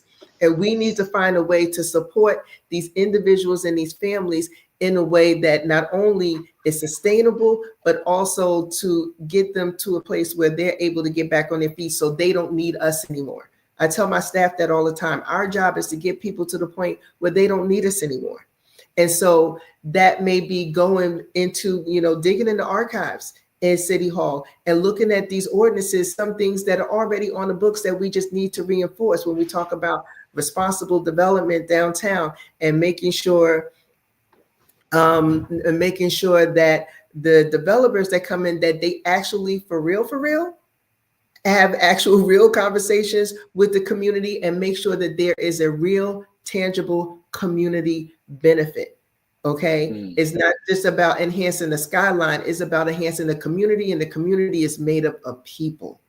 And so if the people do not benefit, then in the long run, the city won't benefit. And that's just we'll have a bunch of beautiful buildings, and people that have, lived, loved, toiled, and struggled in this community will be disenfranchised even greater than they already are. And we can't have that. And so one of the things that I love about what's happening in our community with the campaign, what Mayor Baraka is doing and running his campaign for governor, I will say is that he's having conversations that no one else is having, about what makes sense for us and for our people. We need to have these conversations each and every day, not focus just on what's coming out of Washington, D.C., but talk about what's happening here in our community. I want people to hold me accountable. I don't want to be anyone that I don't feel entitled to this seat at all. I'm here to fight for it. I'm in a free and open election like everyone else, because I know what I bring to the table. I know my work, my qualifications, and I just want an opportunity to share that information with the voters of the Central Ward and allow them to decide. Now, what are some of the things that, because you've been in there, you've grown up there, you've worked there. The Central Ward has changed over the course of our lifetimes.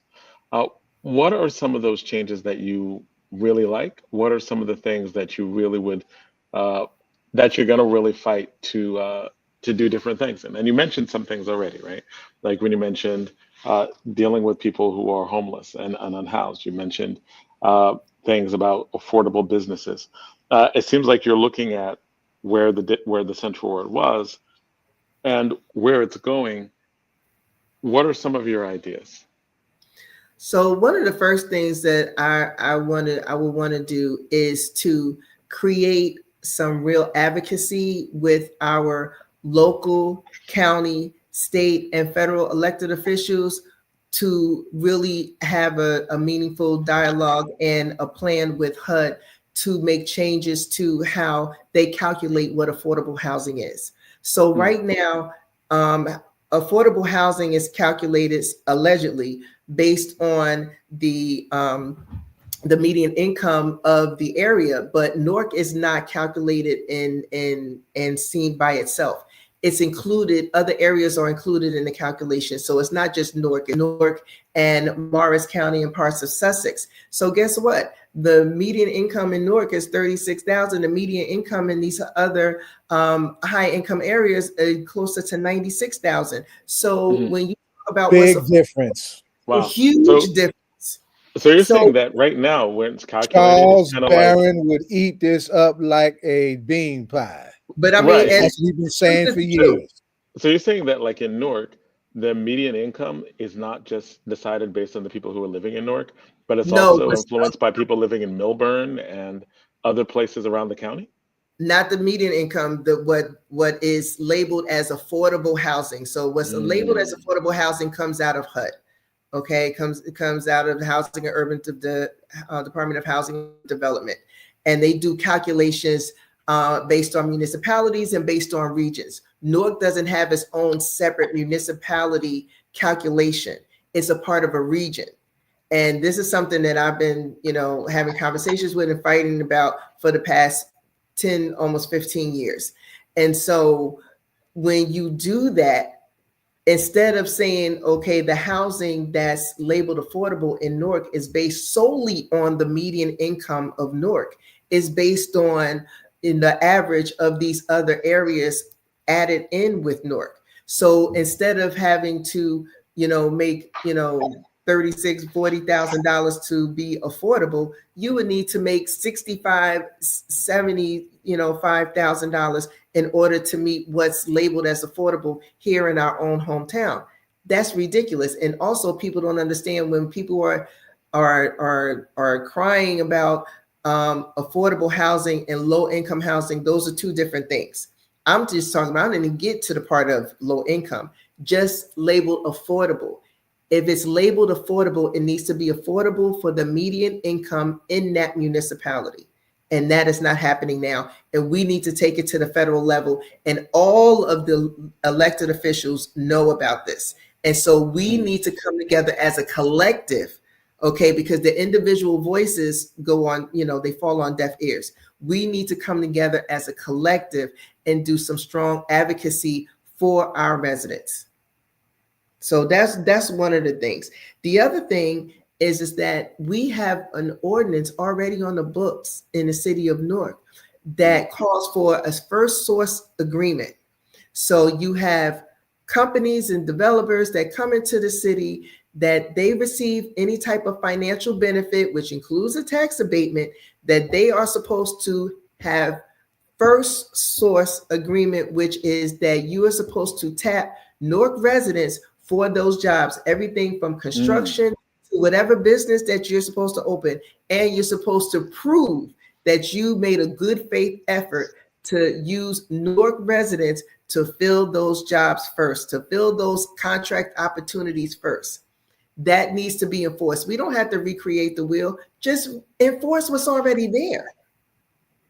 We need to give our own people a fighting chance. And that's what this will do. And a lot of this legislation has been fought for years, right? Like, so you're saying the legislation exists on the books in Newark. We have to push people to actually fight for the stuff that's actually there. Great. So we as a council people, and I'm claiming it right now, that we need to get there and actually go back into the archives and look what's already on the books before we don't have to recreate the wheel, and hold the developers and hold the people accountable. That's all. And then there are specific requirements and specific things that says, okay, you're allowed to get a tax abatement if you do this, that, and the other. There's an agreement. If you break that agreement, if you don't do what you agreed to do, then that needs to come into question, that tax abatement, and needs to be reviewed and suspended, reduced, or maybe even revoked, depending on how egregious it is. But these are conversations that need to be had. It's not a one size fit all, it's not blanket, but we need to look at what currently exists, because these safeguards were put in place for a reason. We just need to make sure that they work on behalf of the people. And I'm Zai, sorry. do you have a? I don't know. No, you're answering. You're answering good questions. Let it go. Y'all Zai, do you have a just question? remind Or me what Ed? I'm going to do for this campaign, and I'm not going to say that over the air right now because y'all want me to You're be already saying it over effective. the air. I don't know how You're to do live, that. right? You know we're live, right? All right. So, Ed. Yeah. So one of the things I heard, Amina, sounds a lot like what we heard from Charles Barron, right? So we had Charles Barron when he was here. One of the That's things something he else. said is that he didn't allow people to move into Brooklyn, right, to do housing. And when they were talking about what the AMI was, if they were building housing, the AMI had to fit accordingly with the salaries of the people in that community. If they did not, Charles Barron said, well, you ain't building housing for the people in this community. You've been housing for somebody else. And so therefore, those tax abatements are not going to go to you. They're going to go to people who are going to build housing, like you just said, but people who are making $36,000, not people who are making $96,000, because at that rate, you price some people out. But then that goes to what you just said. There's a difference between affordable and low income, right? Right. And one of the conversations we had with the mayor when he was here, he had told us that too. He said that when they're looking at the AMI, they're not looking at Newark residents, they're looking at the state, right? And the mayor said he said to us, what was that, Zayda, a year, maybe 2 years ago? He said, that's the problem, right? He said, you can't come here and want to do that. So I think you're right on target, Amina, if as a council person, if we can make them live up to those agreements, particularly because as you remember, when the street doctor was here, remember, he used to go around and check on those sites to see those people were hiring Newark residents. But who knew there was something called a first source agreement? Who knew? Yeah. It's on the books, and Been I know there for years. he was doing that when I was the workforce director, and that was part of my job. And so to meet with these businesses and get on them about making sure they hire. So we created, when I was there, we created these workforce training programs and these apprenticeship programs, because you can't say that there's not talent in this city. Okay. Right. And so people say, oh, well, we need to train people for the jobs that's available. One, we don't even know the jobs that's available because you sneak in and sneak out, and you don't want to let us know that's available. So my thing is, when they come to the city, when they come to the table, the very first day, we need to know what it is. What is it that you're going to be hiring for? What are you going to be contracting for, so we can find people within this city, what contractors, what businesses that you're going to need, because we have what we need right here in this city. And if we don't, then we need to create a program that can develop that can train and put that together, so we'll be ready for the next one to come down the pike. But you're going to do what's in the best interest of the people in this city. I have 2 nephews who are my life's blood. And they should be able, thank God, they've gone to college and they're doing well and gainfully employed. But guess what? If something happened today and their job is eliminated, because this is happening every day, can they find a job, a livable wage in this city, and then find an apartment that they can afford? This is something that's just a right that should be afforded to every single one of us. It shouldn't have to be we're depending on other people to move into our city when we have people who have been here all of this time who are now feeling unsupported. And that's not right when it comes to housing and when it comes to unemployment. And that's not something that's been intentional. That's just something that we just need to tighten up. We just need to tighten up. That's as simple as that.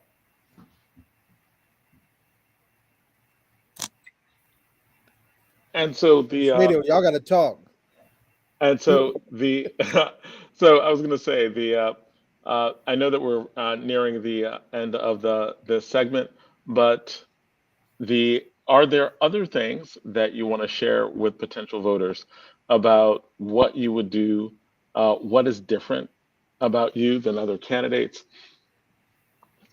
So one of the things, because I've always been taught to bend with the bend and lean with the lean. And what that means is that when you see a situation that needs to be addressed, you just take it head on. And so one of the things that I did when the global pandemic hit and when COVID hit, I created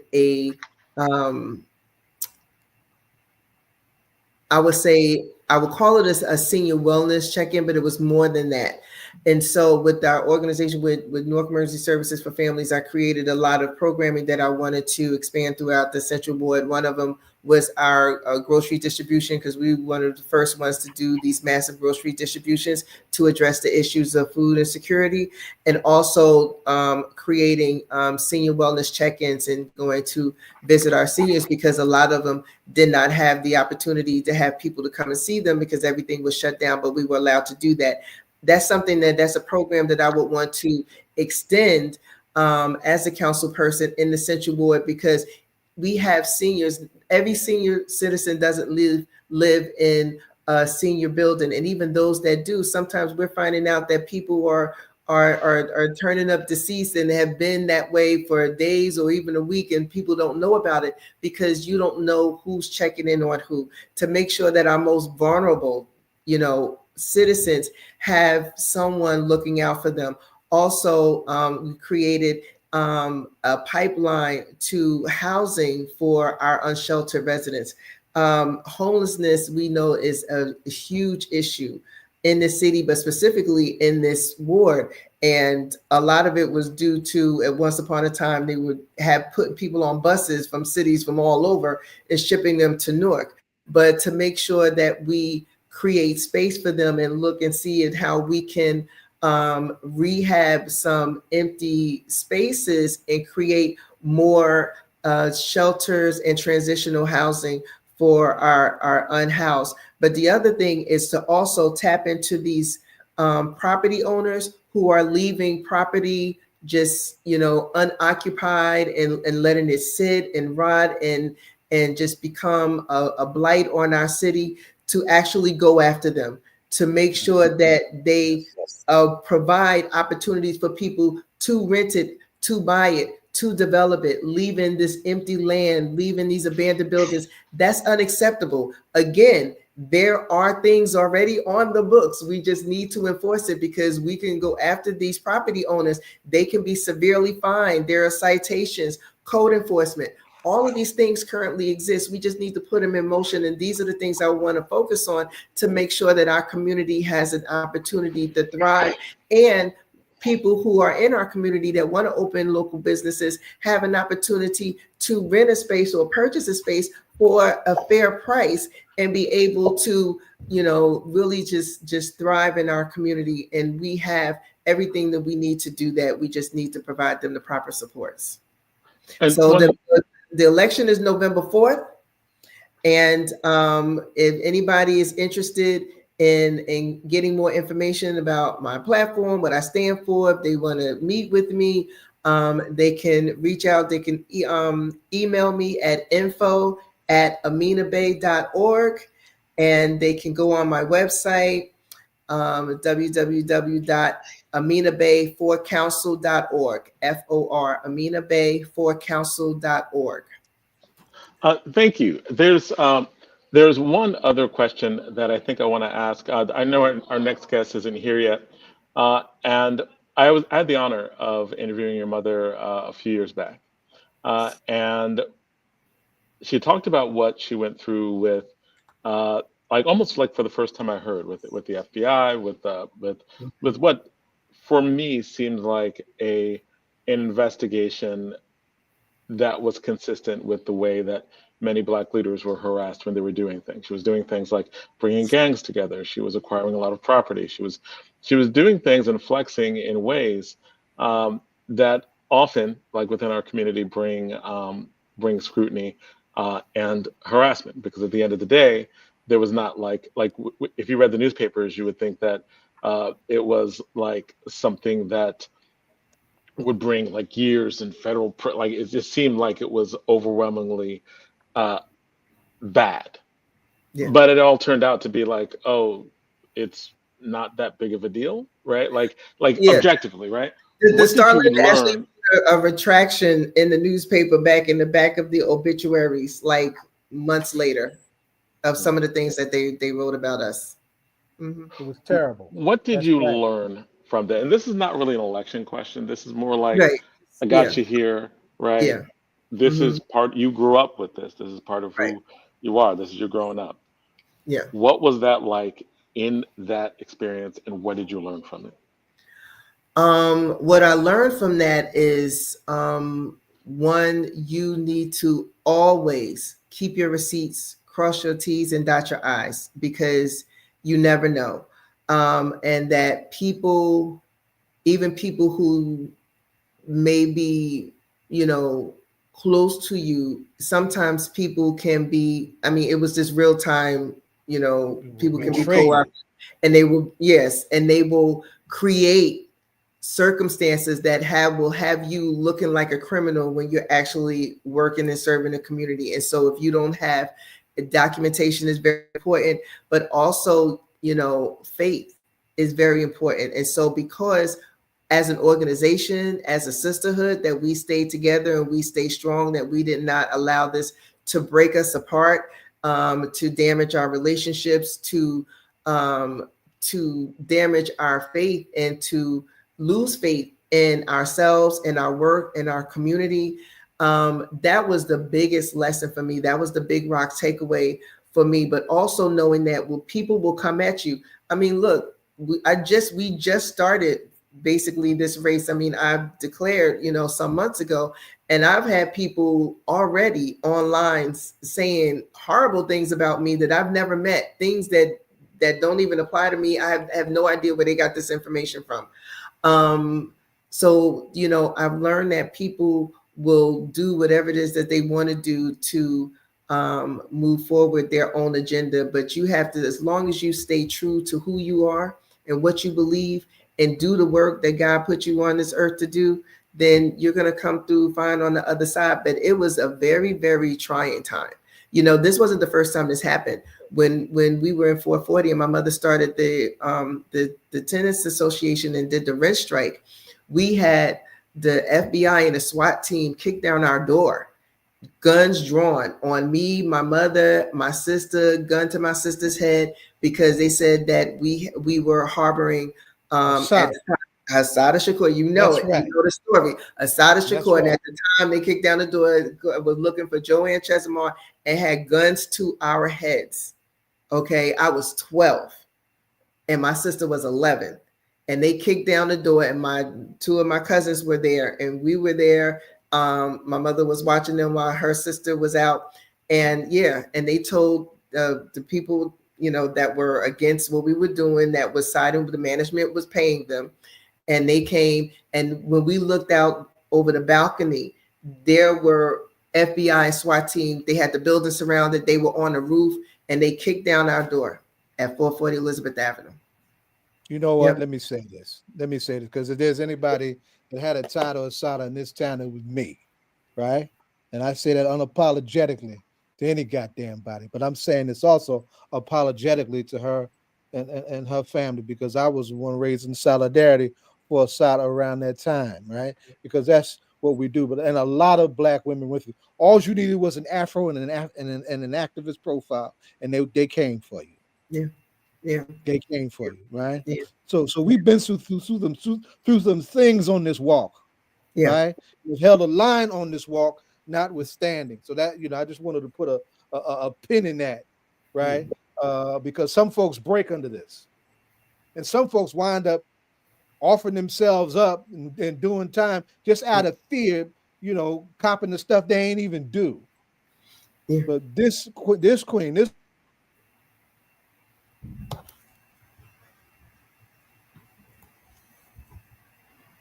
Zayed froze, but yeah, like that was just one an beat of amazing. hesitancy. I don't know why the hell that happened. I'm Yeah. blaming that on the FBI, right? One beat of hesitancy, and then walk on this whole thing. So I just needed to say that.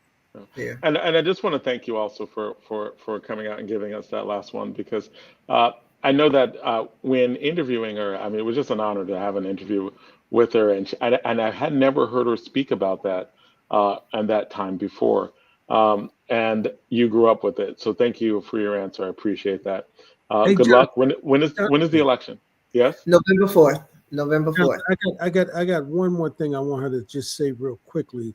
Sure. That talks about our city, because I think that when I went to Larry's book signing, I didn't expect to hear what she had shared, but she almost brought all of us to tears. Yeah. That the way she went to college was real community, right? Yeah. And I think that's important for people to know, particularly about her, that it was a community effort that got her to college, and think that separates her, in my mind, right? When she talks about community housing, or she talks about seniors and all of that, because I think that if you would, just talk about that for a minute, because I didn't even know that Larry and them had participated in the way that they did, and then for you to share that kind of personal journey in your life as a young person. Would you just share that for a moment, how you got to college? Yeah, absolutely. So I was very fortunate. So I got skipped ahead in school. And so I graduated University High School when I was 16. And I had only one school in mind. I wanted to go to Hampton University. That was the only school I applied to. I got in. I was super excited. And I told my mother, and she sat down with tears in her eyes to tell me that we couldn't afford it. I couldn't afford it because we looked at that out-of-state school tuition, and I was devastated. So I had to scramble and apply for schools in New Jersey. And so I was on a waiting list for Rutgers. I got into Stockton. And even at that, my mother was still struggling, and we just didn't have any money. And she was still, working with People's Organization for Progress, and she went to a meeting, and she was just, talking about her struggles and trying to figure out how to, help me go to school. And of course, I'm applying for loans and scholarships and everything that I could. And Larry Ham and the members of People Organization for Progress took up a donation and gave me money for my first years of books and part of my tuition at Stockton College.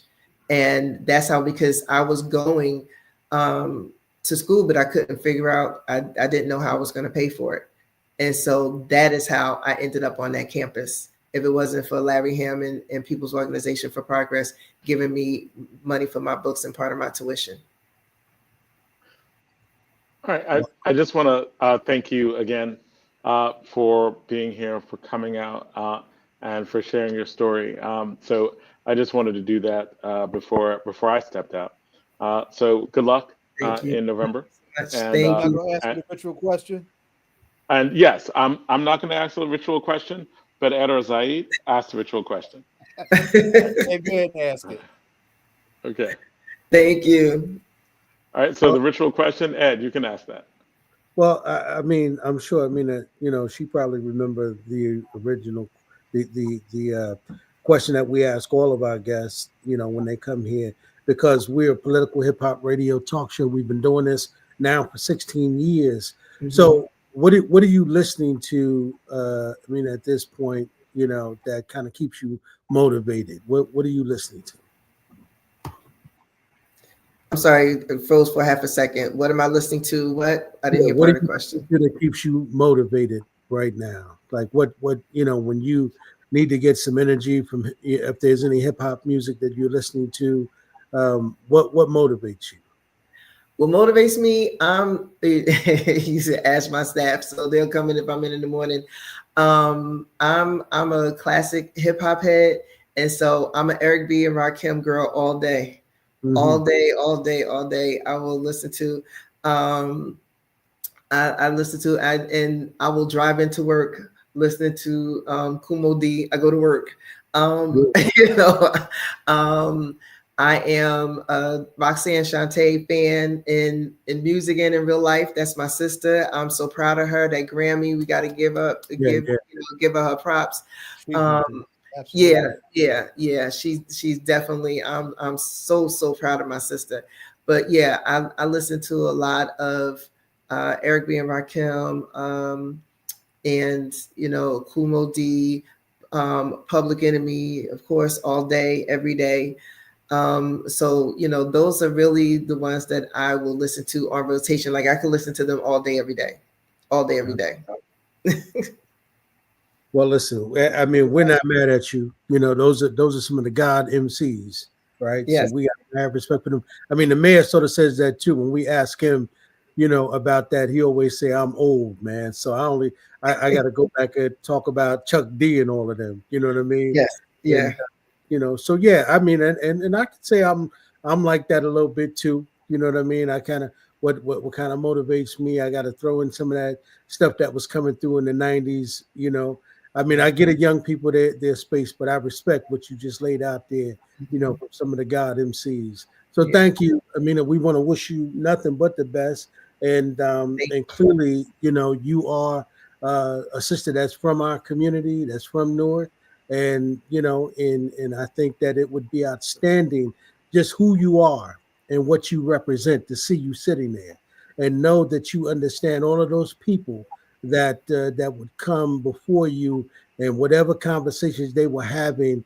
Not only would you be able to relate to them, when you went from Section 8 and going to being able to not afford yourself the necessary necessities, but the struggles in life that you and your mother and your sister went through after the family's divorce. So I think that you relate to them. So we want to wish you luck. And we want to say again that the election is going to be November 4th, right? No, November 4th. And anybody wants any more information about me, hit my website, aminabayforcouncil.org. The other thing, I just want to ask you, because a lot of young people ask us, are you accepting volunteers? Absolutely. They can sign up right on the website. Volunteers right there. Okay, great. Because that's what we say. If y'all want to get involved in politics, y'all from the city of Newark, y'all need to know about that, because we had a young brother on, what's his name? Shadi, young brother from one of the organizations, and he was talking about how, he got involved in politics and he's learning politics from the mayor. We want to say to young people, here's an opportunity, Shadi, right? With a young brother from your, a sister from your community, who's running for council, hit our website up and join our campaign and learn something about, what it takes to run for office. And let's get that done. So November 4th, let's remember the election, get out there and vote. And thank you so much, Amina, for coming through, and say hi to your mom for us. I absolutely will. And thank you so much for having me. I really appreciate you all. Thank you so much. And God bless you for all of the good work that you're doing and keeping us informed. Thank you. All right. All right, Zaid, I think we have your next guest on. Let's bring him in. Oh, okay. So we lost Racquel. Okay. All right. No, Racquel is back there too. I think Racquel is here. Okay. Yeah. Let's go to Racquel first. Right. Reggie, we got you. You got your time, and we go on these crunches that we do when a segment runs over and somebody's late and all of that kind of stuff, but we make it work. Appreciate y'all. Gotta let it breathe. Yes, sir. Yes, sir. Racquel. Peace, y'all. Manners and respect. I'm sorry about being late. Yes. All right. Racquel Romans Henry, Salvation and Social Justice. Has been navigating some heavy territory in her role for what she does with Salvation.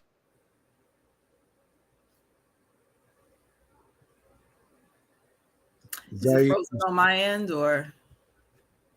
This is me. I don't know why this is happening. I was trying to introduce you, and I don't know why my connection is acting funny.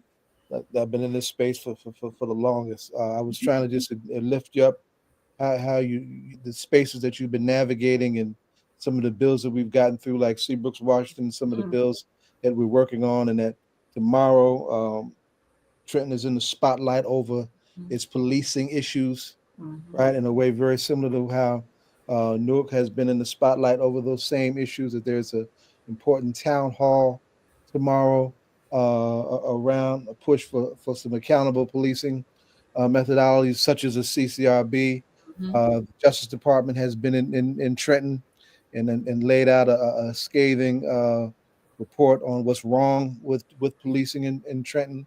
And there's a bit of a divided landscape that needs to come together politically in Trenton. So I wanted to make sure that we had and are able to give some context to what's happening there and how our listeners and supporters can be engaged and help support that effort for accountable policing down in Trenton. So let's tomorrow is the town hall, but let's unpack the background as to how we got to tomorrow.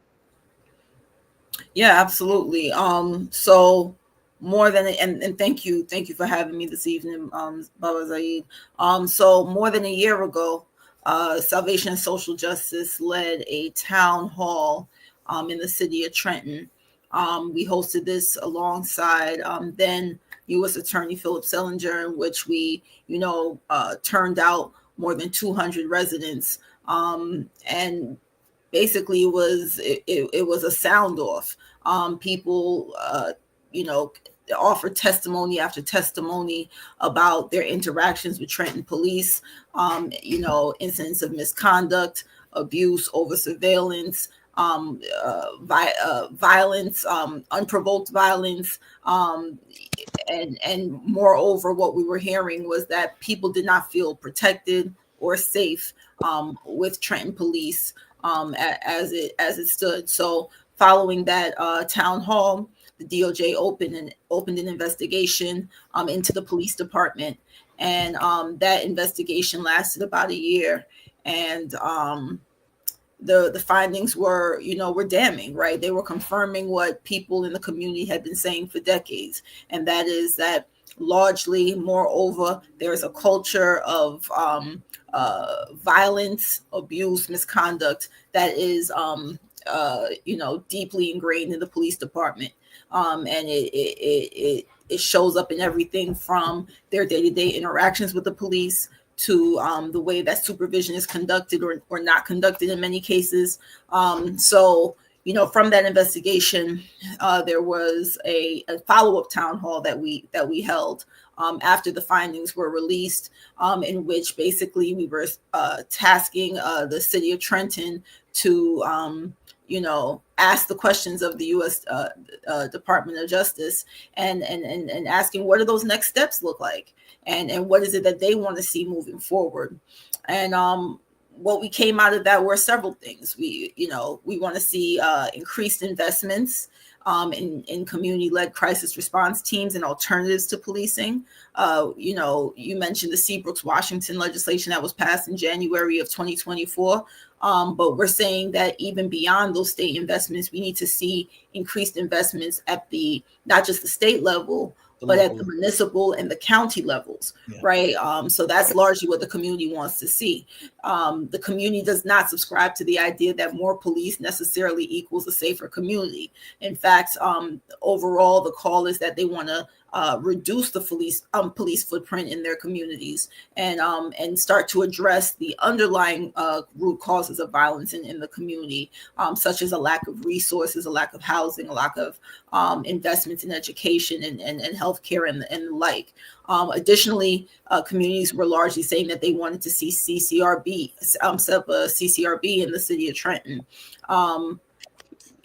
We know that Newark had perhaps one of the most successful models of CCRB established back in 2015. Sadly, the Supreme Court stripped it of its teeth in a lot of ways. by removing the subpoena and the investigatory powers. So in addition to the CCRB on a local level, community members want to see a statewide policy for CCRBs. That would have strong CCRBs, that would have those subpoena powers, those investigatory powers, and the like. And then also, communities are being urged to reach out to the state legislature around use of force. Right, we know that what we are dealing with right now on a national scale is an increasingly hostile federal government. The Trump administration, in his first week, halted all the DOJ investigations, and has stripped countless protections for U.S. residents and citizens. So we're calling for the state to establish certain safeguards around policing that are going to protect protect communities where otherwise they may not have any other recourse to the federal government. So we are calling for the legislature to advance Senate Bill 2348, which would codify the use of force directive. It was heard in the Assembly. Now we need to get it moved on the Senate side, and really set up those protections on the state level, because as we know, without those state protections, basically we're all going to be vulnerable to a federal government that is largely off the rails. Yeah, that's for sure. That's for sure. Now you got you lifted up something that I want you to come back to, because I want folks to understand, and a lot of our community is still learning about how CBVI work not only reduces the policing footprint, but actually has been a proven force that has been driving down violent crime in our communities. Salvation and Social Justice has empowered and set in motion their own street team. Right. But before we come back to the town hall meeting with the few minutes we got with you, tell us about the emergence of the Salvation and Social Justice street team and how that work is going. Yeah, it's the Trenton Restorative Street Team. We're so incredibly proud of them. They are essentially the material, they are the policy materialized, right? So the Seabrooks Washington Community-Led Crisis Response Act, that was basically birthed from a series of town halls and visioning sessions that we had in communities throughout the state, in which we tasked communities with describing what a safe community would look like to them, right? What does public safety look like to them? And moreover, what they were saying was that public safety, safe community does not include someone showing up to your doorstep with a gun and a badge, right? What they were saying is that they would feel more comfortable with trusted, credible messengers in the community responding to really what amounts to nonviolent calls, right? We know that the majority of 911 calls are not actually criminal matters at all. Largely what they amount to are social inconveniences, right? We're talking about houselessness, we're talking about mental health issues, we're talking about substance abuse issues, but certainly not criminal issues, and certainly doesn't warrant someone with a gun to respond to it. So from those town halls, from those visioning sessions, we crafted this legislation that would establish a pilot program in 6 municipalities throughout the state, supporting community-led crisis response teams. We're proud to say that the Trenton Restorative Street Team was one of the organizations that were awarded funds. But even with that win, many of our street teams are in crisis right now. To be quite honest with you, the current state funding system as it is such that it basically organizations who have been, awarded the money, they still haven't received monies. Many of the organizations, there are incredible delays in the time that they receive their money. Many of us were awarded in July and still haven't received payment to date, which I don't have to tell you, puts critical programs in jeopardy, and can force layoffs and staffing issues. So that is largely how our critical street teams who are really doing the Lord's work on a shoestring budget half the time anyway. This is what they're contending with from the state. Sadly, a state that says that they see the value in our programs, the state who often taught our successes as one of their wins, but then unfortunately, through their process, undermines a lot of the efforts that these programs are trying to do. Let's coming back to what's getting ready to happen tomorrow and the push for some civilian oversight in Trenton. It's something that requires, a united strategy, right? I'm looking at a very young councilwoman who's calling for this meeting tomorrow. That's very encouraging to see. We see the Trenton NAACP involved in that effort and whatnot. Is the town coming together enough to make the city council come together enough to make this thing happen? Well, time will tell. Time will tell. The conversations are being had. There's certainly this event, this town hall is certainly an indication that certain power structures are hearing what's being said on the ground. But time will tell what that manifest to be. I will say before we even get to the town hall tomorrow, today, the Trenton mayor had a press conference where he was supposed to be outlining a path forward for the Trenton Police Department after this DOJ investigation. And, the press event, it really was quite disappointing and it fell short in a lot of areas. Some of the things that was lifted up as a path forward included increasing the amount of police in the department. I think they said that they were in the process of hiring like 30 more police officers. It included increasing salaries of police officers. It included increased trainings, which we know historically, especially in New Jersey, has not resolved any of the abuse issues. They talked about DEI initiatives when we know that Trenton Police Department is like 50%, over 50% of those officers are, we'll call them people of color, right? So we know that we don't need a white man in uniform to implement racist acts or racist policies, right? Systemic racism is such that it no longer requires a white body to do its work. And then that's sadly the root in the history of policing in this country. So, a lot of the recommendations that were lifted up or the steps moving forward, I think fell short. I think at the end of the day, it's going to be it's going to be reliant on people in the community to make sure that they apply pressure to the powers that be, and they don't ease up. They don't ease up. And the town hall that's happening tomorrow, I'm hopeful that that could be the start of that. But we've got a long ways to go. I would say that police departments have got to be the only institution that can be found to be guilty of gross misconduct time and time again, and get more money, and then still have the gall to ask for more money and more support, and get it, so that they get it, right? So it's lunacy at its best, right? So my hope is that the city of Trenton, they have their finger on the pulse of what's happening, and they don't ease up. That's the hope. Yeah, and of course, we didn't even get to the question of the consent decree because that's what the community wants, right? And that's what should have happened before what happened. Give everybody as you go out the specifics for the town hall. I put an article in the chat already, but get everybody the specifics for the town hall tomorrow as we wrap up. Yeah. So tomorrow from 11 to 1 p.m., there is going to be a town hall on CCRBs hosted at Mercer County Community College, the Trenton campus.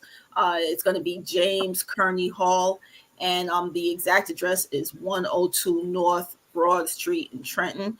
So we encourage everyone to come out and have their voice be heard. But in addition to that, I want to also lift up two other things.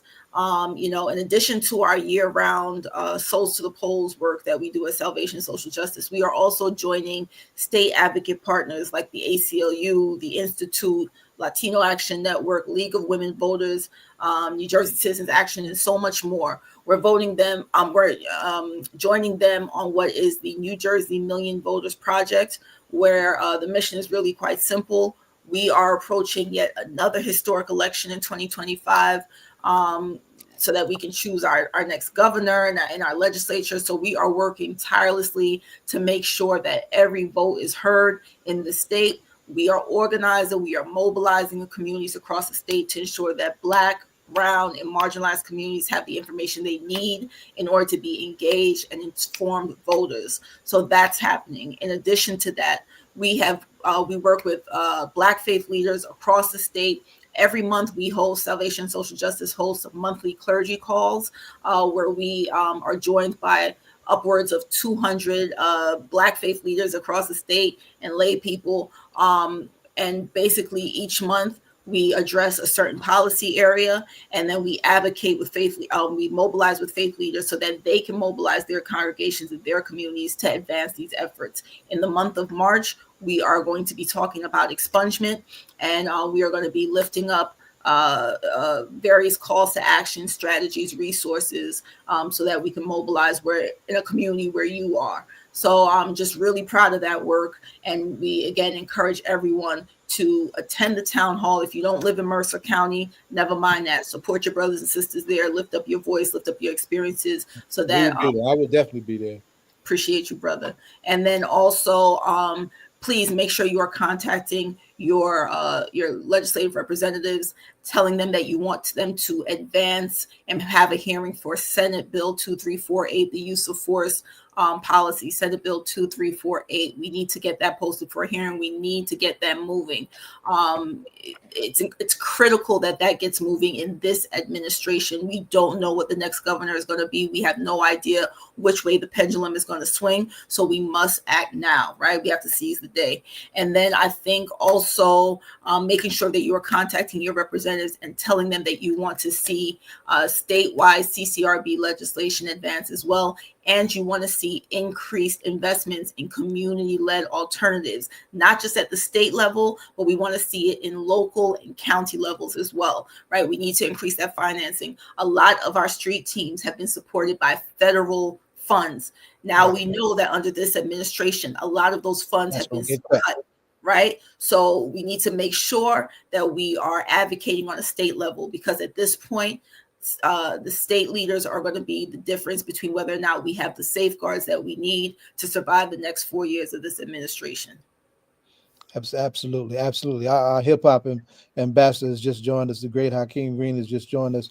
Haqq, as I close out this segment, you want to ask Racquel our ritual question? Sister Racquel, nice to meet you. Peace, brother. Pleasure. Y'all don't know each other? I think this is the first. Well, we got to fix that. All right, go ahead. No doubt. And I want to make sure I lend myself to all your efforts, and however I myself as a representative of hip hop culture can support and add on, I'm here for that. I'm here. I'm loving what I'm hearing. And anyway, how we end each segment is you're a superhero. What artist provides your superhero theme music? Here we go. Easy.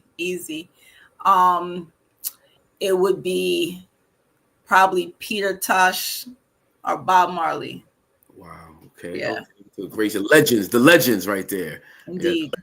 Is there anybody from hip hop that does it for you? Yeah. So I'm an old school head, right? So, maybe it's not really old school. It's I'm like I like Black Thought. Yeah, I like Racquel Allah. So it'd probably be one of those. Okay. So just as a heads up, we don't get old, we get better. So it's classic, vintage, true school hip hop. That part. So I'm gonna go with vintage. I like that. There you go. Yeah. I like that. All great choices. Thank you, sister. Bless you, brother. Thank you for having me, Baba. Thank you so much. We got you. See you tomorrow. All right. Be well. Peace. And Haqq, you're gonna love this segment. We got two young heads from the library. Where's Kahindi? Did he come in? Where's Kahindi at? He was trying to chime in. And I want them to introduce themselves. There he is. All right, there you go. The library has been putting in some work on hip hop, some serious work on hip hop, right?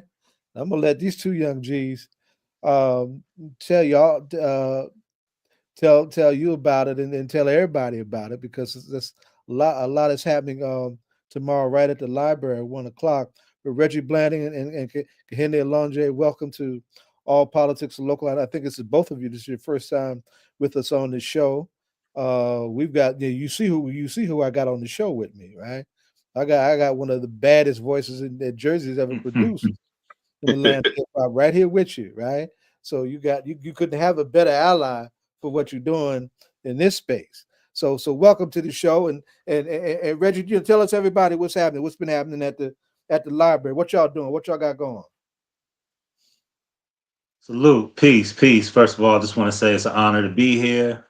Brother Zaid, appreciate the work that you've done and the programs you've brought to the library.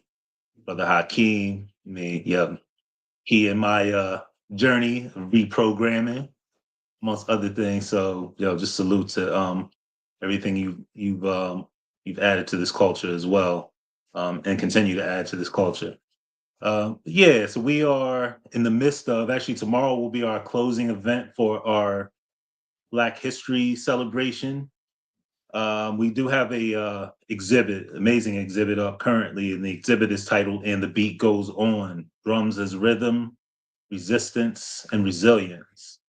So, we started this month with one of the greatest drummers, the most influential drummers, Bernard Pretty Purdy. Never forget to say pretty when you're introducing that brother. That's a mistake I made bringing him in. But Bernard Pretty Purdy, we jumped into Max Roach, and, really we could have done hundreds of programs, but I figured those two, and then we should bring it to hip hop, which for me has just been integral to my own learning and experience as a scholar throughout life. It's just so many references in the music, so many samples, and just the history that it encompasses. So tomorrow's program will be is titled the BoomBap Archive, and it dives into drum machines and hip hop.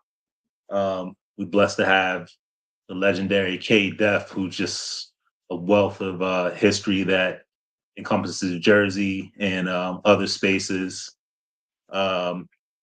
Internal Quest, who's doing great stuff now with Jersey Produce, inviting all these amazing up and coming producers as well as established producers to the nights they do. I know one is over at the Gilbert Gant building, I think off Springfield Ave. We've got this dope sis from, I want to say, Kende, please correct me if I'm wrong, Union. Yeah, Union Jay City. Works. Yeah, it's amazing sister who does beats there. And then Gang, who's part of the, I guess, Purple Tape Pedigree Collective. Yeah, Purple Tape Pedigree, and also known as like Protect the Peace. Yeah, and I think, that adds this, he's doing a lot of amazing advocacy work, on top of making some amazing music. So I love having this broad spectrum of people who were there in the earliest years, the people who were sort of born into the culture, and also utilizing the culture to just to ensure we still have revolutionaries out there and people engaged in this fight, not just in our neighborhoods, but on a worldwide basis. And the drums, the drums drive us all. So Reggie, introduce us to Kahinde. So brother. Yeah. So my name is Kende. I'm a PhD student at Rutgers, New Brunswick.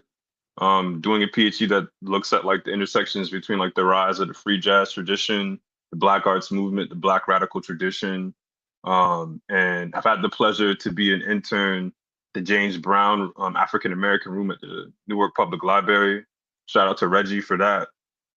Just pulling me in. And it's just been really just a great space. Because I've always been interested in the archive and ways to kind of engage with the community. And I mean, I wouldn't be where I'm at if it wasn't for public libraries. I'm from Miami, Florida, and I mean, from the time we were young, we'd always go to the library. And so it's almost kind of like a full circle moment, and seeing the ways in which the library does more than just like offer books, but really serves the community at large. It's a safe space, and there's not a lot of safe spaces today, especially with everything kind of going on. But it's a place where people can just kind of have that stability. It's a place where people can print out directions where they need to go. They want resume building, they have that. It's a space sometimes just where minds can interact. And we've seen that too. You know, there's a young Black boy who came at the Max Roach event, and he was just inquiring and soaking up so much knowledge from the elders around. So this exhibit is just a really, I think, really great place to just kind of bridge all generations of drumming and its vitality to, like, you know, African peoples everywhere, whether it's in the States, whether it's in the continent, whether it's in the Caribbean, whether it's Latin America, all over. So it's just been a really good display of that. Well, let me ask you two questions, son, right? And they're big questions, right? And they're juicy questions, right? This year is the centennial of Malcolm X. Next year is the centennial of John Coltrane. For a young community-based hip hop audience, tell them what that means to what you're talking about and what you're putting out, and then follow up with that. You and Reggie both give an oversight on who and what is in this exhibit and how it came to be curated. Go ahead. Definitely. Reggie, you want to go first, or? Yeah, actually, it's as you mentioned that, you know, we've had a lot of conversations about Malcolm, you know, also, you know, Taurus, yeah, my you know, Reverend right there, just alone. But absolutely, one of the things that I'd love to bring to fruition, I hope, you know, of course, we call it Black Music Month, but, you know, as we say, 24/7, 365. But, you know, this year, of course, marks Malcolm's centennial within that month. And I'm hoping to maybe have an extension of this program where we get a few people here to talk about the importance of Malcolm through various genres of music and ideology. So I'm hoping, you know, we can kind of build on that. I always tell people, I think one of the earliest memories of Malcolm's voice was probably off of a Public Enemy record. So I think, you know, if we kind of extend this program. Revolutionary in the land of hip hop, because heads like me used to pass Malcolm cassettes to DJs back in the late 70s and the 80s when hip hop was trying to figure out its identity, and that blew up. Go ahead. Don't forget, Malcolm was blasted every Sunday on WBLS. That's right. That's right. Yeah. Black Ethics and Expressions. David Lampell. Thank you. Right?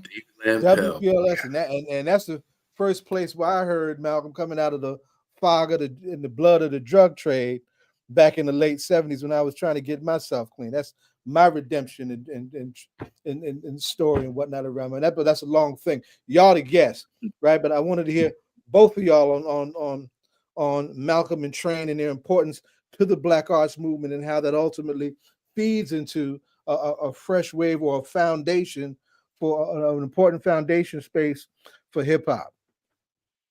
Oh, yeah. So Reggie, I heard you, Kende. I want to hear more from what you got. You trying to get this big piece of paper, right? Let's talk about it, son. Come on. No, yeah. I mean, and I think, you know, it's very important, I think, to kind of mark the centennial of Malcolm, because in part the Black arts movement, or at least like the Black arts repertoire theater, was almost built off of actually the passing of Malcolm X. You know, it's a story often told. You know, Mary Baraka is in a bookstore in the Lower East Side for a reading, and then someone comes into the room and yells, "Malcolm, Malcolm, Malcolm, he's been assassinated."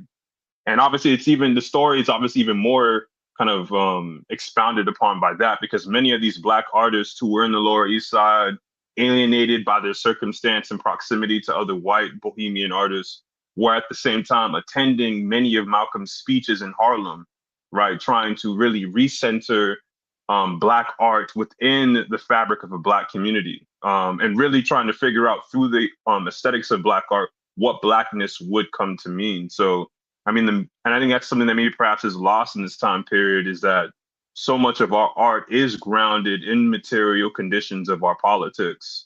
I mean, I always think about a Mos Def quote from his first album when he says, people often ask what's going to happen to hip hop. And his retort was that what's going to happen to hip hop is what's going to happen to us. And so I feel like the Black Arts Movement really kind of emphasized that social life relation between the art as an extension of our social life. And in our exhibit, and kind of mentioning John Coltrane too, in our exhibit, we actually have a slight nod to him because one of the last recorded sessions John Coltrane did was with Olatunji. And we actually have a case that, demonstrates kind of the drum's relationship to politics. And the little known fact about Coltrane is that right before he was about to die, him, Yusef Lateef, Olatunji were gearing up to start the African Cultural Center, which is going to be a safe space for Black folks to come in and get in tune with not only music, but knowledge and history of the continent. So we have things like that in the exhibit in the panel. We also have things like Max Roach and Abby Lincoln's involvement with the UN riots after Patrice Lumumba was assassinated. We actually have uprising. Yeah, we have uprising. White folks say right. I want you to get this right, son.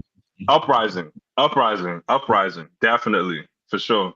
But we have, all our glass panels incorporate just the far extension by which the drum, reaches out. Just it's beyond just entertainment, as is with many things with us. So I mean, Malcolm being a touchstone, John Coltrane being a touchstone, and then we also have a looping video that showcases a lot of the performance of the drum live. You see folks like Jane Cortez there. You see folks like Sheila E., Terry Lynn Carrington, K Def, Max Roach, Bernard Purdy, Pretty Purdy, and so many others. So it's a really immersive exhibit, and we try to make the events just as immersive as well. Let me just streamline something for both of you. Malcolm and John Coltrane are the fathers of the Black Arts Movement. Malcolm is the political and the ideological father. Train is the spiritual and the cultural father. And the Black Arts Movement was the spiritual sister of the Black Liberation Movement. Right? We'll make this underscore all of that with that point, and then you'll be clear all the way through. You'll be clear all the way through. I'm looking forward to what y'all doing, and y'all keep doing. I could go on that all day. You mentioned Jane Cortez. Jane Cortez was my personal mentor in terms of what I do as a poet and as a writer. Wow. Right. And she was, and the women of the Black Arts Movement are still enormously unsung. And there are quite a few. Jane Cortez, in the land of the living, Sonia Sanchez, Melba Boyd was just made the poet laureate of Detroit. And Melba Boyd comes out of that generation. That should have happened many years ago. People forget the seminal impact of Gwendolyn Brooks in Chicago, right? As she nurtured so many great writers and poets across the generations.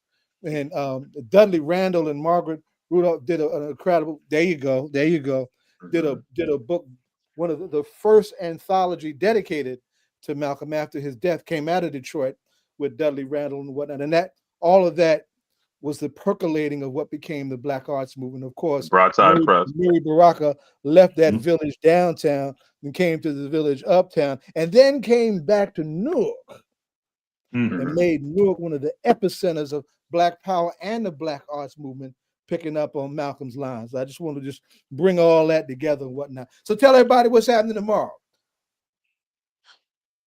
So tomorrow, this will be our closing event, but of course through April 30th we'll have the exhibit through, so please come through. Hopefully you can make it through for both. But so tomorrow at 1:00 we'll have a reception on the second floor in the James Brown African American Room. So we'll have Brother Kai from the Yard coming there with some food, and then we'll just kind of play some music throughout, and then jump into the program. And again, the discussion will be moderated. So we'll feature K-Def, J-Words, Gang, and Internal Quest, some Jersey Produce, moderated by Jamara Wakefield. So we'll have a rich discussion with them for a good hour or so, or how long that might go on, and then following that, there'll be a beat set from various producers associated with Jersey Produce to close us out. So I'm excited. I know it's going to be some great discussion, rich discussion, and 2 hours is going to be nowhere near enough, but I think it'll be a plenty that we get to cover, and I'm excited for it, and hope y'all and anybody tuning in can make it through. Hakeem, Rhino, y'all see them crates this kid got behind him, right? You see all them crates he got, right? You see them records he got, right? Yeah, he got the goods. They got the goods. Got vinyl. Yeah, real, that's real vinyl too. They ain't no cardboard backdrop right there. Ain't no cardboard backdrop. But I wanted to just acknowledge two other drummers that are important to the culture, especially for hip hop. We gotta throw out the name Clyde Stubblefield, No funky doubt. drummer, the original funky drummer. And then we definitely gotta salute Pumpkin. If y'all know about Pumpkin, the early days of hip hop, Pumpkin was the drummer who was doing the live drums on some of those early hip hop beats. We don't need no music. We don't need music. All so we Pumpkin did the beat to Love Rap, Spoonie's Love Rap. That was live drums. He was replaying the beat to Squib Cakes by Tower of Power. And that was Pumpkin playing those drums. And he went from playing live drums. He went from playing live drums to playing the drum machine, which he mastered. And that's when he started taking on the name King of the Beat, because he also mastered the drum machine too. So he was a master of both the actual drum set and the drum machine. His name was Pumpkin. Rest in peace to Pumpkin. But he's definitely like a legend in the game, man, that we gotta always remember. And I want to say I want to say big ups to Internal Quest, because Internal Quest used to be a neighbor of mine. Me and Internal Quest used to live in the same building, and actually, he's kind of like a product of what was taking place before he started doing Jersey Produce. Big ups to my man Black 45. Black 45 used to do beat showcases and production beat battles and stuff like that. He used to do that out here in Newark. And then shortly after a while, that's when Internal Quest started doing that same thing, man. So Internal Quest is keeping that culture alive right now. So I just want to shout that brother out, man, for keeping it going. You know what I'm saying? Because he's doing a lot of big things. He's drawing in a lot of people, man. That's into production and beat making and all of that, man. So I want to shout that brother out. Hey, salute. Yeah. Salute, Hakeem, man. jump in there. I know you got some stuff you want to add to this conversation. No, I heard BoomBap a little earlier, and me coming from the 80s, 90s era where, it was all about the BoomBap. We talking about tradition, and the newer generations, their ear is not tuned to that frequency, so to speak. The challenges, I know you guys are doing what you're doing tomorrow, which is a beautiful thing, but just going forward, what are some of the challenges and how can we address them in teaching our younger people the tradition of boom bap hip hop?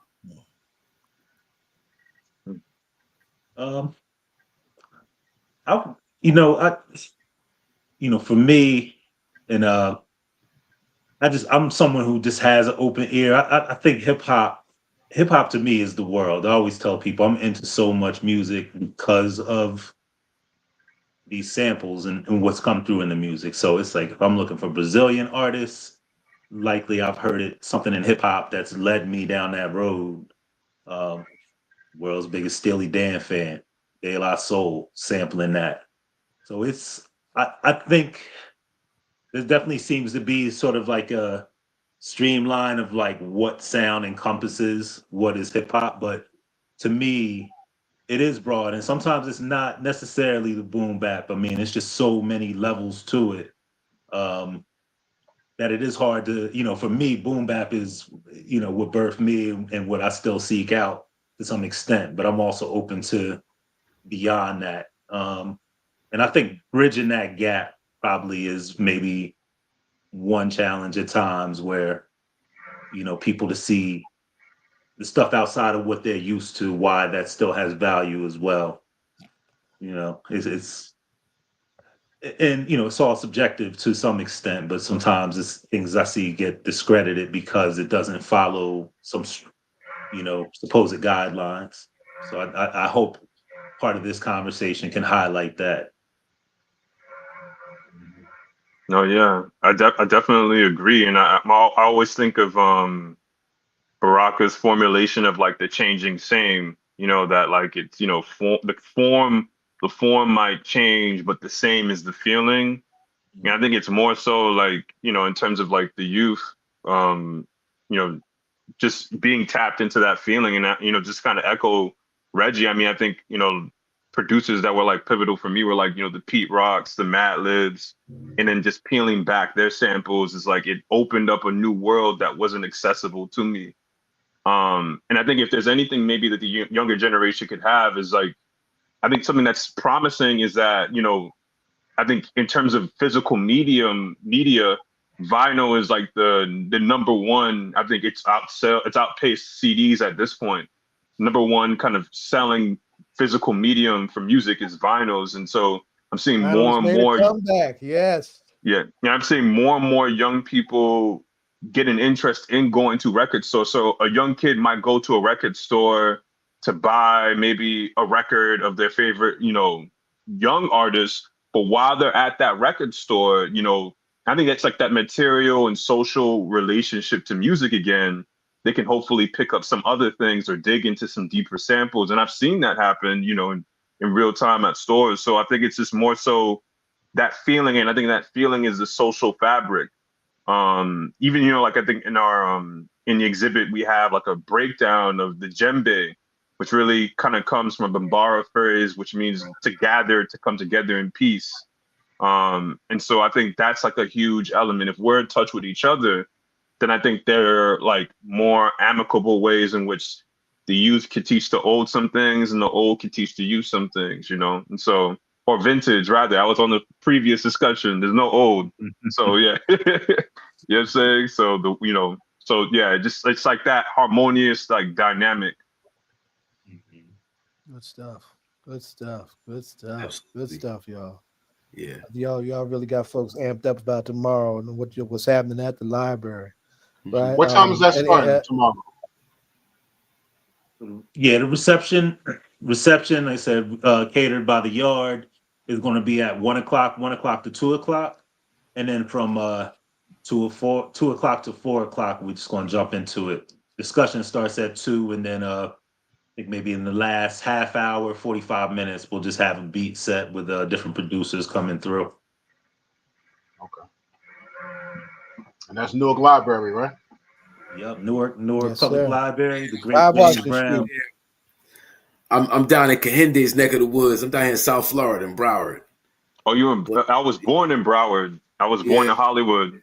Okay, I'm not far from there. So, but I wish I could be in Newark, New Jersey tomorrow morning at the public library so I can hang out, with my peoples. But I got to go to Trenton and get into some police face tomorrow. I never get a break. I don't get them a break either. Yeah, as you shouldn't. I hope to have. Rhino, why don't you ask, I guess, the ritual question? We wind them down. So, gentlemen, superheroes need theme music. What hip hop artists are you riding to these days? Who provides your theme music? Who puts the battery in your back? And if you want to go first, I'll I'm always I guess like for me today, there's a lot of like underground MCs that I'd be tapped into. There's a cat named Elucid from Queens, Billy Woods. I think just like some foundational cats that are always kind of people I come back to. Madlib, for sure. Pete Rock, CL Smooth. I would say, those are like definitely the ones that are like super foundational. And obviously, Yasin Bey. I'm out here. He's got a new album coming out. So, just kind of gearing up for that. And then also to some local cats, Fat Boy Sharif. He's from Newark. He's got a new album. Yeah. So like, he gets busy. So a lot of them cats. And I'm sure Reggie's about to point to, I think, the ultimate cat. So. Yeah, just sharing the word. Yeah, the word on Brother Woods, Billy Woods, one of my favorite, and I always say the foundation for me, Public Enemy, and maybe what partially made me a librarian was I would hear these people, or in KRS, of course, hear them rapping about incidents, life, things, and references, and people I had no understanding of and had to go and look up in libraries. So I love cats that lead me down these roads, even outside of the samples and the music, but also the scholarship. So KRS is definitely key for me. But I'll say the battery in my back, almost probably not even hyperbole if I say the great Ka, who we lost unexpectedly this past year. This is his last album, The Thief, Next to Jesus. Thank you to Brother Kende for actually being able to get me a copy of this at one of his last pop-ups. But Brother Ka was a firefighter in New York, had a nefarious past, but went and grew and made these amazing albums where it feels very minimalistic, but if you actually like tune in and listen, you kind of hear so much going on in these albums, and just the knowledge that he left behind. His albums I've listened to hundreds of times and can still tune into it. And he's an example of someone who people like Earl Sweatshirt, all these younger MCs that gravitated to. So it's like was an amazing bridge for the foundation, but also for the people coming up in this culture. So without a doubt, rest in peace to the God Ka. Good stuff, y'all. Good stuff. Good stuff. Good stuff. Newark, you're in a treat for you're in for a treat tomorrow. Head down to the library. In for a I'm real gonna see treat. if I can make it down there. I'm gonna see if I could check that out. Could I put out a shameless plug, please? Absolutely. This is your space for that. Reggie, I need Ain't no shame either.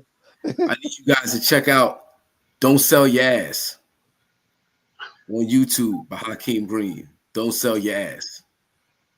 Word. Brother Hakeem, if when you back up this way, I'd love to build and maybe, do a program and I said, I'm looking at May potentially for a Malcolm thing. So, I would love to be involved in anything associated with Malcolm X. And of course, since you're doing it, they sent the invitation. We got to make that happen. So if I'll get your info from Brother Zaid, and I'll be calling you soon. Salute. Word. Respect. All right, y'all. All right. You got Baba Zaid. All right. Good stuff. Because I'm trying to put it in the chat. Oh man, what happened? I'm trying to put it in the hat. All right, y'all go ahead and get your hip hop updates in. Right? We still got a 20 minutes to really bang this out. Well, being that we still got the two brothers here, I just wanted to get a question in. What did y'all think about since you brought up Pete Rock and CL Smooth? What did you think about Pete Rock and Common's album, The Auditorium, Part 1? Did y'all both hear that? Yeah, definitely. I was happy to hear. I think I was happy to hear Common under that production. I think it was a nice marriage. I'm just a huge Pete Rock fan. I feel like for me, I got into jazz, I would say, through listening to Pete Rock and Madlib, just like the way in which they would sample things, from drum breaks to just like horns. And so I really love that record that they got with Bilal and what do you call it? I don't know why his name's blanking me. Son from De La Soul. Pasta News. Pasta News, yeah, Pasta News. That was an ill record. No, I think it was a nice comeback for Common. No doubt. His I'm not trying to diss Common because I love Common too. Like Water for Chocolate. That was my favorite album. That's like my favorite joint by him. But like his career, it's been so yeah. I hear they're gonna do a second one. So yeah. Yeah, I'm looking forward to that. What about you, Reg? Yeah, Pete to me, so there's, I won't say any names. There's definitely been producers who've been around for years. For me, Pete is just somebody who knows like the formula for what he does and doesn't need to add all these bells and whistles. It just gives you dope hip hop. Common, I have to say, I'd be lying if I say I was really, really checking for the last few Common albums, Yeah. but this was the one that pulled me back in. And I gotta say, just particularly just having Pete Rock under, I know people are clamoring for like a Nas premiere album. I'm still clamoring for like a Pete Rock Nas album. Second that. Yeah, I don't think Yeah. that's gonna happen. Yeah, actually. Oh yeah, that's right. They had that tension. That's right. Yeah. If Yeah, something could be I forgot packed, I don't know. I'll mediate, do whatever I can, but Yeah, take it to the UN. You know what I'm saying? It actually would be dope I think, for Nas to redo the producers on Illmatic. Yeah. No word. Get Large Pro. Large Pro, absolutely. Premier, Q-Tip. Tip. Yeah. And we missing somebody, no? LES. LES, thank you. LES, yeah. Yep. Yeah, Large Pro is also another like just stellar brother who's still He amazes gets me to slept this on a day. lot, man, in the producer conversation. A lot of times, Large Professor kind of gets slept on, overlooked. We are that dude. He did some strong, like each one of these guys that we're talking about, each one of them had a run where they were like the super producer when it came down to remixes and all of that. I remember when Large Professor, man, if you got a Large Professor remix or a Pete Rock remix, shut him down, man. It was bananas. The Shut Him Down remix was special. Oh man, yeah, that Shut Him Down remix was crazy. Large Professor's remix for Slick Rick's It's a Boy. A lot of those remixes, man, were crazy. But those are classic brothers, man, in the game. I know Q-Tip just did the production. It was the production for LL Cool J's album, right? Was that Q-Tip? Yeah, that was Q-Tip. Yeah, and I love that album, man. That album was something special, man. Yeah, and it was good to hear LL and like really getting into his bag lyrically. Yeah. Yeah, the OGs are. I mean, I hear Cool G Rap is going to be dropping something soon too. So it seems like the OGs are definitely, trying to, MC what I'm saying. MC Light just dropped something. Snoop just dropped something. Redman, a bunch of OGs. Redman, his joint the super New Jersey cut. Yeah. Also check the Hakeem Green album, Aubrey, produced by Ron Lawrence, with KRS-One, Carl Thomas, Freeway, CeeLo Green, Amiri Baraka Jr., Do It All Kelly, G. Simone, and Malik Yusef. Mitty's on that. Yes. Yeah, Mitty's on there on Real Hip Hop for the People. Yeah. Right on. Do it all. Yeah. Salute. Definitely will be tapping in. And I have to, just because the sticker is behind me, and I got to give my salute to this brother here. If I hold him up, hopefully he can be seen clearly. But God, the great 45 King. Rest in peace. Rest in power, Mark 45. That's a dope sticker, bro. Yeah. So I had to shout out my man Thick Crates, whose call I just missed in the background. I don't know if he actually is tuned in or not, but my good brother Paul, who managed the legend, and again 45 King, just so foundational to so much, and I'm hoping he comes up in the discussion tomorrow among some of the other great names we just discussed. So. And he's in the exhibit too. We have a case with some of 45 King in there as well. So we definitely try to cover as much as can be covered. If anything, if there's a young person there, it might spark them to do even more digging. So see, that's what I'm talking about. What you guys got going on tomorrow, and this conversation is the bridge. It's exposure. Once you go with the particular era I'm talking about, open the door, boy to the world. You tap into that, and then things start to make sense and relatable, and vice versa. Classic, vintage, true school. Understand where these younger people are coming from. We got to create these bridges in tomorrow's exhibit, and I don't want to say lecture, But you know, the presenters you have, K Def and the others, is like phenomenal. That's great work, guys. Great work. It sure is. It sure is. I appreciate it. It means a lot coming from you too. Love it. So Appreciate it. And K Def's another one who doesn't get enough respect, man, on his name. You know what I'm saying? A lot of the stuff that people thought Marley did when, like, during the Lords of the Underground days and all that stuff, K Def was responsible for. You know what I'm saying? K Def did a lot of that work back then, and he's still doing great work, man. But nobody talks about K Def enough. You know? yeah, Big shout out. he's amazing, and I think I called that brother to talk maybe for 15 minutes when I first got to build with him, and then I burnt a pot of rice on the stove that night, and I didn't care. Like 15 an hour of just amazing, massive knowledge. Yeah, K Def can talk, man, and he talks all true experiences. You know what I'm saying? He's got a lot of info to share. Well, let me ask you this now. How is the library documenting this tomorrow? I hope you are. Absolutely, yeah. It was important that we actually just posted the opening. So if anybody is interested in watching the program with Bernard Pretty Purdy, that is currently, just as of this evening, up on our Newark Public Library page. Yeah. Also, I do want to mention Brother Kevin Powell, who came through and had an amazing program for our MLK last month. Both those Kevin videos came are to posted. my writer's workshop years ago, in his early days. Yeah, he's amazing brother. So we have shout out to Gary Campbell, who does amazing work here in Newark. He's going to be filming everything, and then we'll get it up and post it up and have it for the archives. There you go. Hey, Zaid.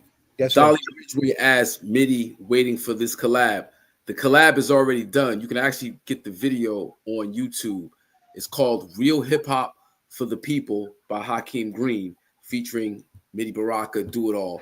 And the video was shot at 24 hours apiece, 2022. So we got crazy. Crazy collabs. Crazy collab. I mean, so many cameos and a lot of stars in that video. Real hip hop. I was in one of the damn things.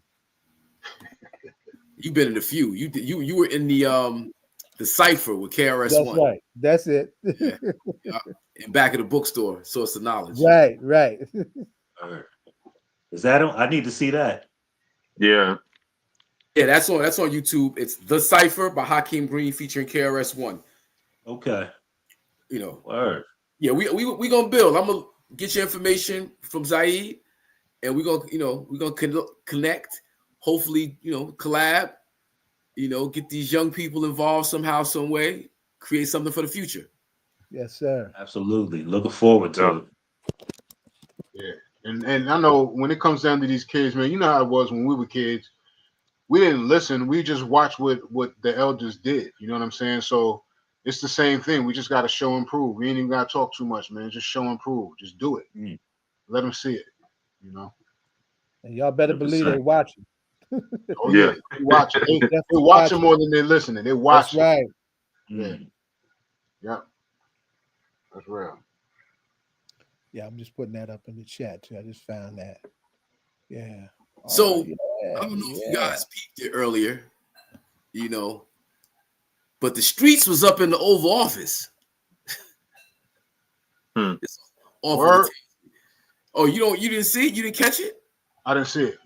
Oh man, Zelensky was in the White House with Trump. I did hear about that. The streets came out. It was like gangster. It was so gangster. So it felt like, I don't know. It got hip hop all of a sudden. I don't even put hip hop. The brush they try to paint hip hop with, it was very much that up in the White House today, a la Donald Trump, JD Vance. So very Source Award-ish. Very Source Award. Yeah. Videos. Zelensky when he's running around, want to be all up in the video. What did y'all think about that? I'm trying to check the temperature. Wow, I gotta do more research on it. I heard a little bit about it, but I gotta see the clips and find out what's happening, man. That's wild. I peeped it today. I think one part of me was thinking about cosplay, especially with Vance, and I think maybe me and Kende mentioned that if somebody else stepped in there, are you gonna be as quick to pop off? And of course, you got all these cameras and all these, a lot of this stuff for them is make sure the cameras are running. Cameras are running. Okay, go. And of course, there's genuine, not to negate the real harm, but especially particularly from Vance, you can kind of feel the performance coming out, shaky. So Yeah, that's what they yeah, got. and this is the reason we need drums, hip hop, this battery in my back because it's a rough ride ahead, but Time for the warrior we drum. built we built for this. We built for this. So. Here come the drums. This is war. This is war. This is war. That's what Sister Soldier used to say. I mean, I think Drums are Reggie's having right on the talent. head because, like, at the end of the whole talking, when it was all said and done, Trump said, "This makes great television." So you already, I mean, I think it's just really like reality TV and politics Yeah. kind of merging, and so I think that's just kind of like the logical That was the conclusion horse of that he rode into the White House. They're all looking yeah, for ratings and likes. Ratings and yeah. likes. That's the horse he got on and rode it into the White House.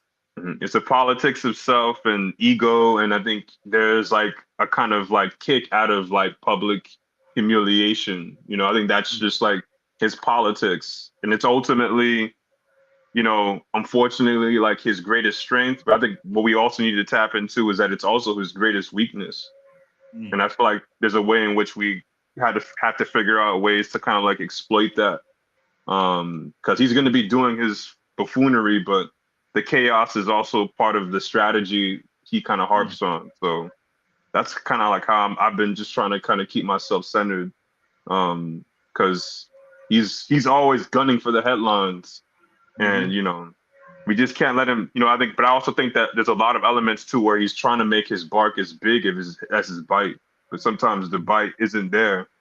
So it's like we gotta be able to kind of maneuver and play around with that. We know he's a reality TV star, you know what I'm saying? So, Great at that.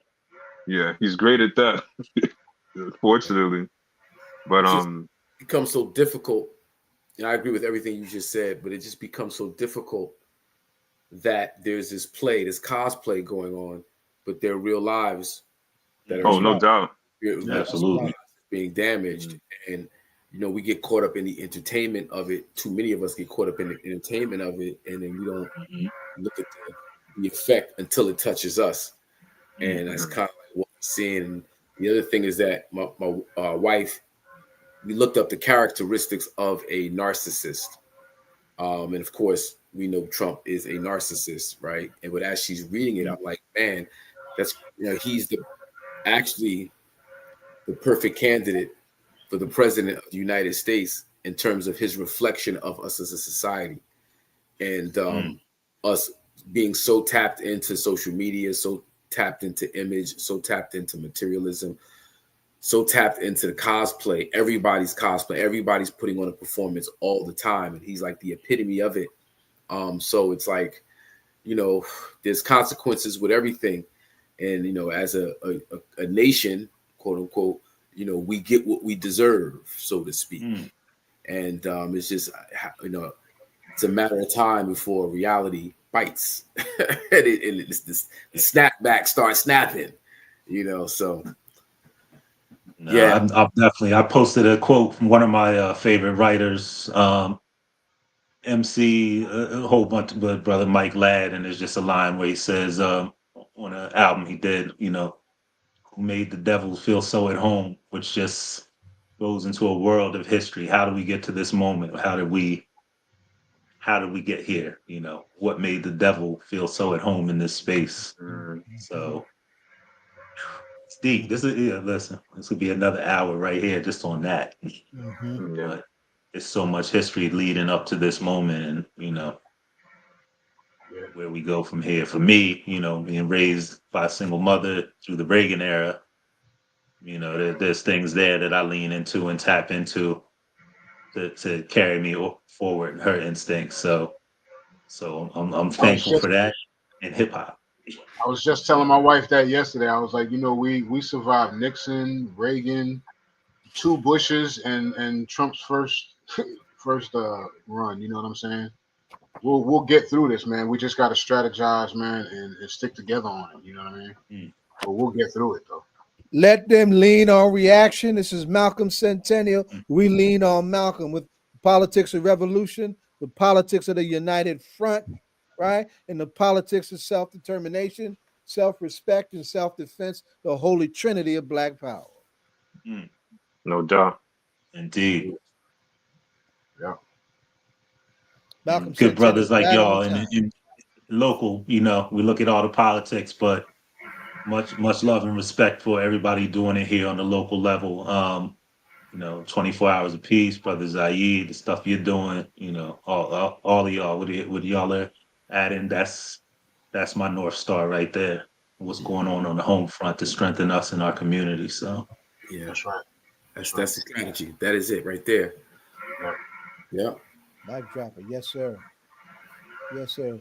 Brother Ed. Hey, peace. Well, hey, what was that song where all of the rappers that came together where they said "Stop the violence"? Remember how they always self-destruction. Yeah, that's right. We need a new. That was the Stop the Violence movement. Self-destruction. Yeah, but we need a new. Imagine somebody producing something like that now, right? Around the Trump era, where you had all the dope rappers and they come with some dope bars, right? I mean, because right now, think about it. It's chaos, right? But somebody come, and bite off of what Kendrick already started, because he said the revolution is going to be televised, right? So we televise it. But imagine somebody came and produced something like that. You had all the dope rappers, and they dropped some serious bars with some real knowledge in it because it's chaos. But the chaos, there's a science to it, as y'all just said, right? Trump, he's entertainment. He's entertaining folks. That's how that guy went. I mean, even though that conversation was serious, right? He made it entertaining, right? All of us was like, wow, it was gangster, right? He told the vice president, Haqq, told the other president, Zelensky, you should just be thanking Trump. Just come in here and say thank you. Yeah, it's crazy, Ed. So I put out a song called "Dump Trump" in 2000. Yes. It's a good one too. That's right. Yeah, remember that? Yeah, that was back when he was running the first time. That's right. 2017. Yeah, myself and my son. I did a whole T-shirt campaign, "Dump Trump" early. It's about that work early. The first reception wasn't as good as I was expecting, to be honest with you. The push, that's right. I expected people to latch on. So I went around. I got all some of your favorite hip hop stars and celebrities and rappers to co-sign it. Some of these jokers is pro-Trump right now. I was gonna say all the rappers want to be at the White House. Yeah, right. So it's like you see, you gotta who's out there that's really about it. Don't sell your ass. Don't sell your ass. Yeah. Who's really about it? That's gonna stand 10 toes down, not for what's popular, but for what's right. It's hard, and it's hard to really get folks that's really not just because rappers, we do the songs, we do the jingles, we do the commercial, but who's doing the real work? Okay, after with the self-destruction movement, Stop the Violence, Self-Destruction, they raised $600,000 for the Urban League. So there was an organization that was the beneficiary of this commercialized movement. We create this commercialized movement. What's the organization that's going to benefit that then is going to do the real work? Now, what the sister was talking earlier about 1 million voters, I got to connect with her. Let me raise something else to you, Haqq. I'm glad you raising that. Like, why are we voting? What's the purpose? We got to do a voter education, a political education tour. Like, we got to bring people in to know, the levels of government, the branches of government, how government works. When we say all politics are local, okay, what does that mean? How does that empower me to then leverage on the national level? Like, it's a lot of that needs to go on. And when you have a clearer understanding, there's no way you voting for him. But when you think it's Like I have conversations every day with my homies, and it's just so disappointing and upsetting. Like, no, I this is like I said, this will take a whole nother hour to get into it. Not to poo-poo the idea, and I'm all with it. I'm down for it. We need to use hip hop as a tool, as a weapon to get what we want. Yes, but we have to make sure it's effective and that the right people are representing it. Well, let me raise this to you, right? Because, if we localize that strategy that we're talking about, the work that we have done in this town and set off work like this in other towns around community-based violence intervention with our warriors back on the streets that's really piecing stuff out, saving lives, bringing this violence rate down to a 60-year low. That stuff is about to get cut. I know. Right? It comes out of the genesis. This is the fruit of hip hop labor, to the degree that we got some folks that have made some money in hip hop. Some of that needs to come back into that particular line of work that can have an immediate impact and actually save some lives in the spirit of what went down back in '90. Absolutely. Yeah, so that's another conversation that I want us to think about having with some of us. It's like had that in the '60s. The debate. Right? Some of us have made some money on a scale that we ain't seen back in the movement days, right? That needs to come back to the community supporting some real stuff. Yeah. The arguments and debates I have with people is like as simple as that. Like the work that I do, everybody loves 24 hours of peace. Oh my God, you do a tremendous job. I'm like, yo, that gets funded. A lot of that comes from federal dollars that the mayors understood how to bring it back. Like, it's gonna get cut. What do you mean? I'm like, what do you mean? What do I mean? Like the real work needs to be funded, and we've created leverage to get some support in the real work that needs to be done. Nah, they'd rather have a fake $5,000 kickback Doge. Yeah, that stimulus check. A fake stimulus check. Yeah, it doesn't make sense. Yes.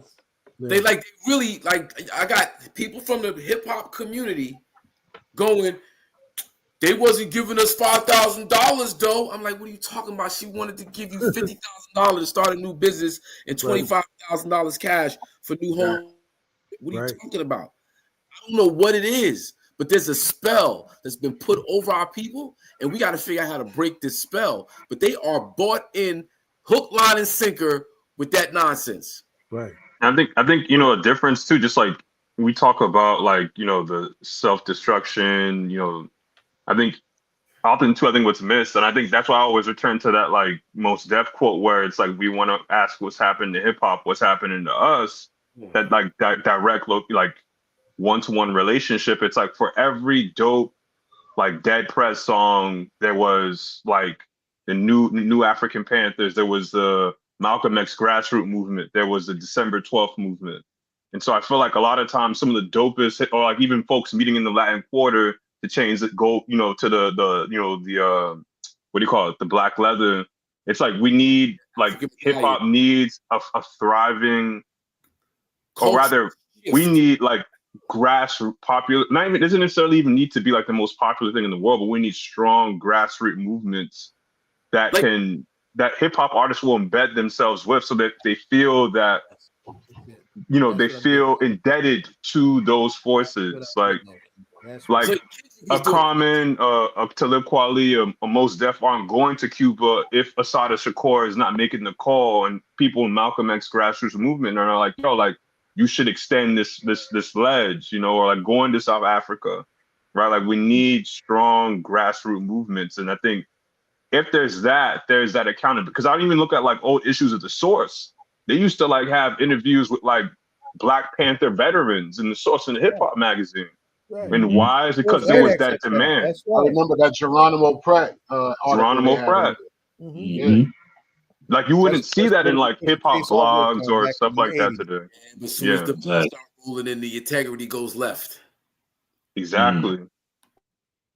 Hip hop isn't our job. It's almost we don't have like hip hop isn't indebted to like the Black community at large anymore. It's like it's almost crossed all the way over to the point where you have folks who are hiding behind like artists as profile pictures, but they're just like random folks from all over. Like there's no community tetheredness to hip hop. Hip hop is like it's almost abstracted itself so far away from the community that there's not a material relationship to how we're doing. So that's where you get like these OGs making a fool of themselves, trying to sell you their crypto coin so that way they can make, you know what I'm saying, they profit. You know, they pimping the community at this point because they don't feel like they have a material relationship to the community. They want to sell stuff to the community as opposed to uplift the community. And those who are trying to actively uplift the community, like you're talking, like, you know, like you're talking, Hakeem, like those are the folks that are like, oh, they're corny or like, you know, and it's like we need to find a way to kind of rectify our values. Because like you said, it's about to get real out here. Yeah. But that's why I'm saying, you know, I think that, you know, maybe those artists, Haqq, may need to come from underground, right? Maybe it's not them dudes, right, who are trying to sell cryptocurrency. Maybe it's not them dudes who, you know, trying to run to, you know, the Donald Trump, you know, inauguration. Maybe it's not them dudes. Maybe it's them dudes that's under, you know, that's underground, you know, like back in the day in New York, you know, where they were trying to come out. Like back in the day in Newark, you know, where folks were trying to get heard. Maybe it's them guys, you know what I mean? A lot of what you're saying is happening. Like, you know, it's not like it doesn't exist. It does exist. And there are these voices, these artists that are making that type of music. How do we take their voice and elevate it so it's heard by more people? You know, you don't have to be Drake. You don't have to be Kendrick. You don't have to be those artists, but you can be that for the tri-state area. You could be that for New Jersey, and then we build on. That's what I was suggesting with that local piece. That's right. There you go. You got it. I think like the brother was saying, Haqq, I think we tie it to a movement, right? We tie it to a particular campaign, like you were saying, educating young people around politics, right? So when the mayor talks about reimagining, what is reimagining, right? You know, so if you took some young, you know, underground artists who could, you know, define what that is to them and put some beat to it and put some rhyme to it. What is that? And then, you know, and you know, because we had, you know, one of the things that moved me, Haqq, you wasn't, I think you were on, but you came on later. That young brother Shadi. Remember what he said? He said that, you know, he took a look at how he, you know, after a conversation he had with the mayor. And he was saying, you know, how did he become a community leader? He said he looked at what was happening on the Democratic side. But remember what he said, Zayed? He looked at the Republican side, right? And he saw that there was nobody really going there to be the district leader on the Republican side. So he ran on the Republican side and became the district leader on the Republican side. So when you want to know who's the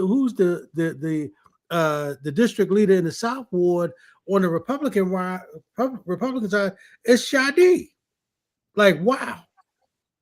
I mean, who would have thought of that? Right? So, you know, now he's a leader, and now he can talk politics, how he got into the game. Yeah, I just, you know, when I hear Republican, and we should play all parts. I understand that strategy. I get that. Right. But again, when we talk about leverage, like I'm not all Democrat. I get it. I understand. But in terms of the leverage, how do we go up and get something? Because you got to go up. You got county, state, federal, and it's a line. There's politics involved. Everybody's got to be on the same page. And if you're not on this page, how do you come over here without upsetting the people who support you? So I just gotta, like, I don't know. I'm just, when I hear Republican, especially in a Black community, it's like, okay, how do we leverage that for the benefit of the Black community? You know what comes to mind, Haqq? You know, and we're out of time, but I'm gonna tell you what comes to mind. There's a book called The Spook Who Sat by the Door, right? And you can Google that. You know, That used to be everybody. my theme movie right there. I bought Sam Greeley to Newark, so I know I'm well familiar with the movie and the book. Yeah, that you know, and also audition for the remake of the film. yeah. So I you know how that comes to mind for me, because I was like, yo, when I saw that movie, because remember the community hated that brother, thought he was a sellout. You know what I mean? But the whole time he was working in the best interest of our people, right? So I don't know, man. I don't have all the answers, but I'm open to having those conversations, right? I'm open to us closing the door and saying, we've had folks infiltrate our movements. How do we infiltrate their movement, and how do we build power to be able to change the condition and lives of our people? Because right now they controlling it all. So I think what Shadi said was, in my mind, I was like, wow, that's interesting. But I also know the philosophy from which he come. I know his politics. Why? Because I know his teacher, right? I know Mayor Baraka is his teacher. And he took that argument to the mayor before he even did it, right? And the mayor said, go for it. That's what we call inside-outside strategy back in the old days. So I'm saying, if the brother tell me he's the Republican district leader, but he told me that where he got that strategy was from his district leader, was from his leader. What was from the brother who sows into him politically and gives him the strategy. And I thought that was brilliant. I said, wow, that's interesting. Because when you listen to him, Haqq, you immediately know this brother ain't no Republican. That ain't where he coming from. Not even close. By the way, Sam Greenlee, Ilombe Brath, Vincent Harding, all left for the land of the ancestors on Malcolm's birthday in 2014. Wow. Yep. Wow. So listen, y'all, I appreciate y'all, man. We always get down when we out of time and start getting into some whole different meat. Y'all got to come back a little earlier, man, so we can pick up on the political part of the conversation. But really appreciate you, brother. Library gonna be hot tomorrow. Yeah. So that conversation tomorrow. Tell folks what that's at again one more time.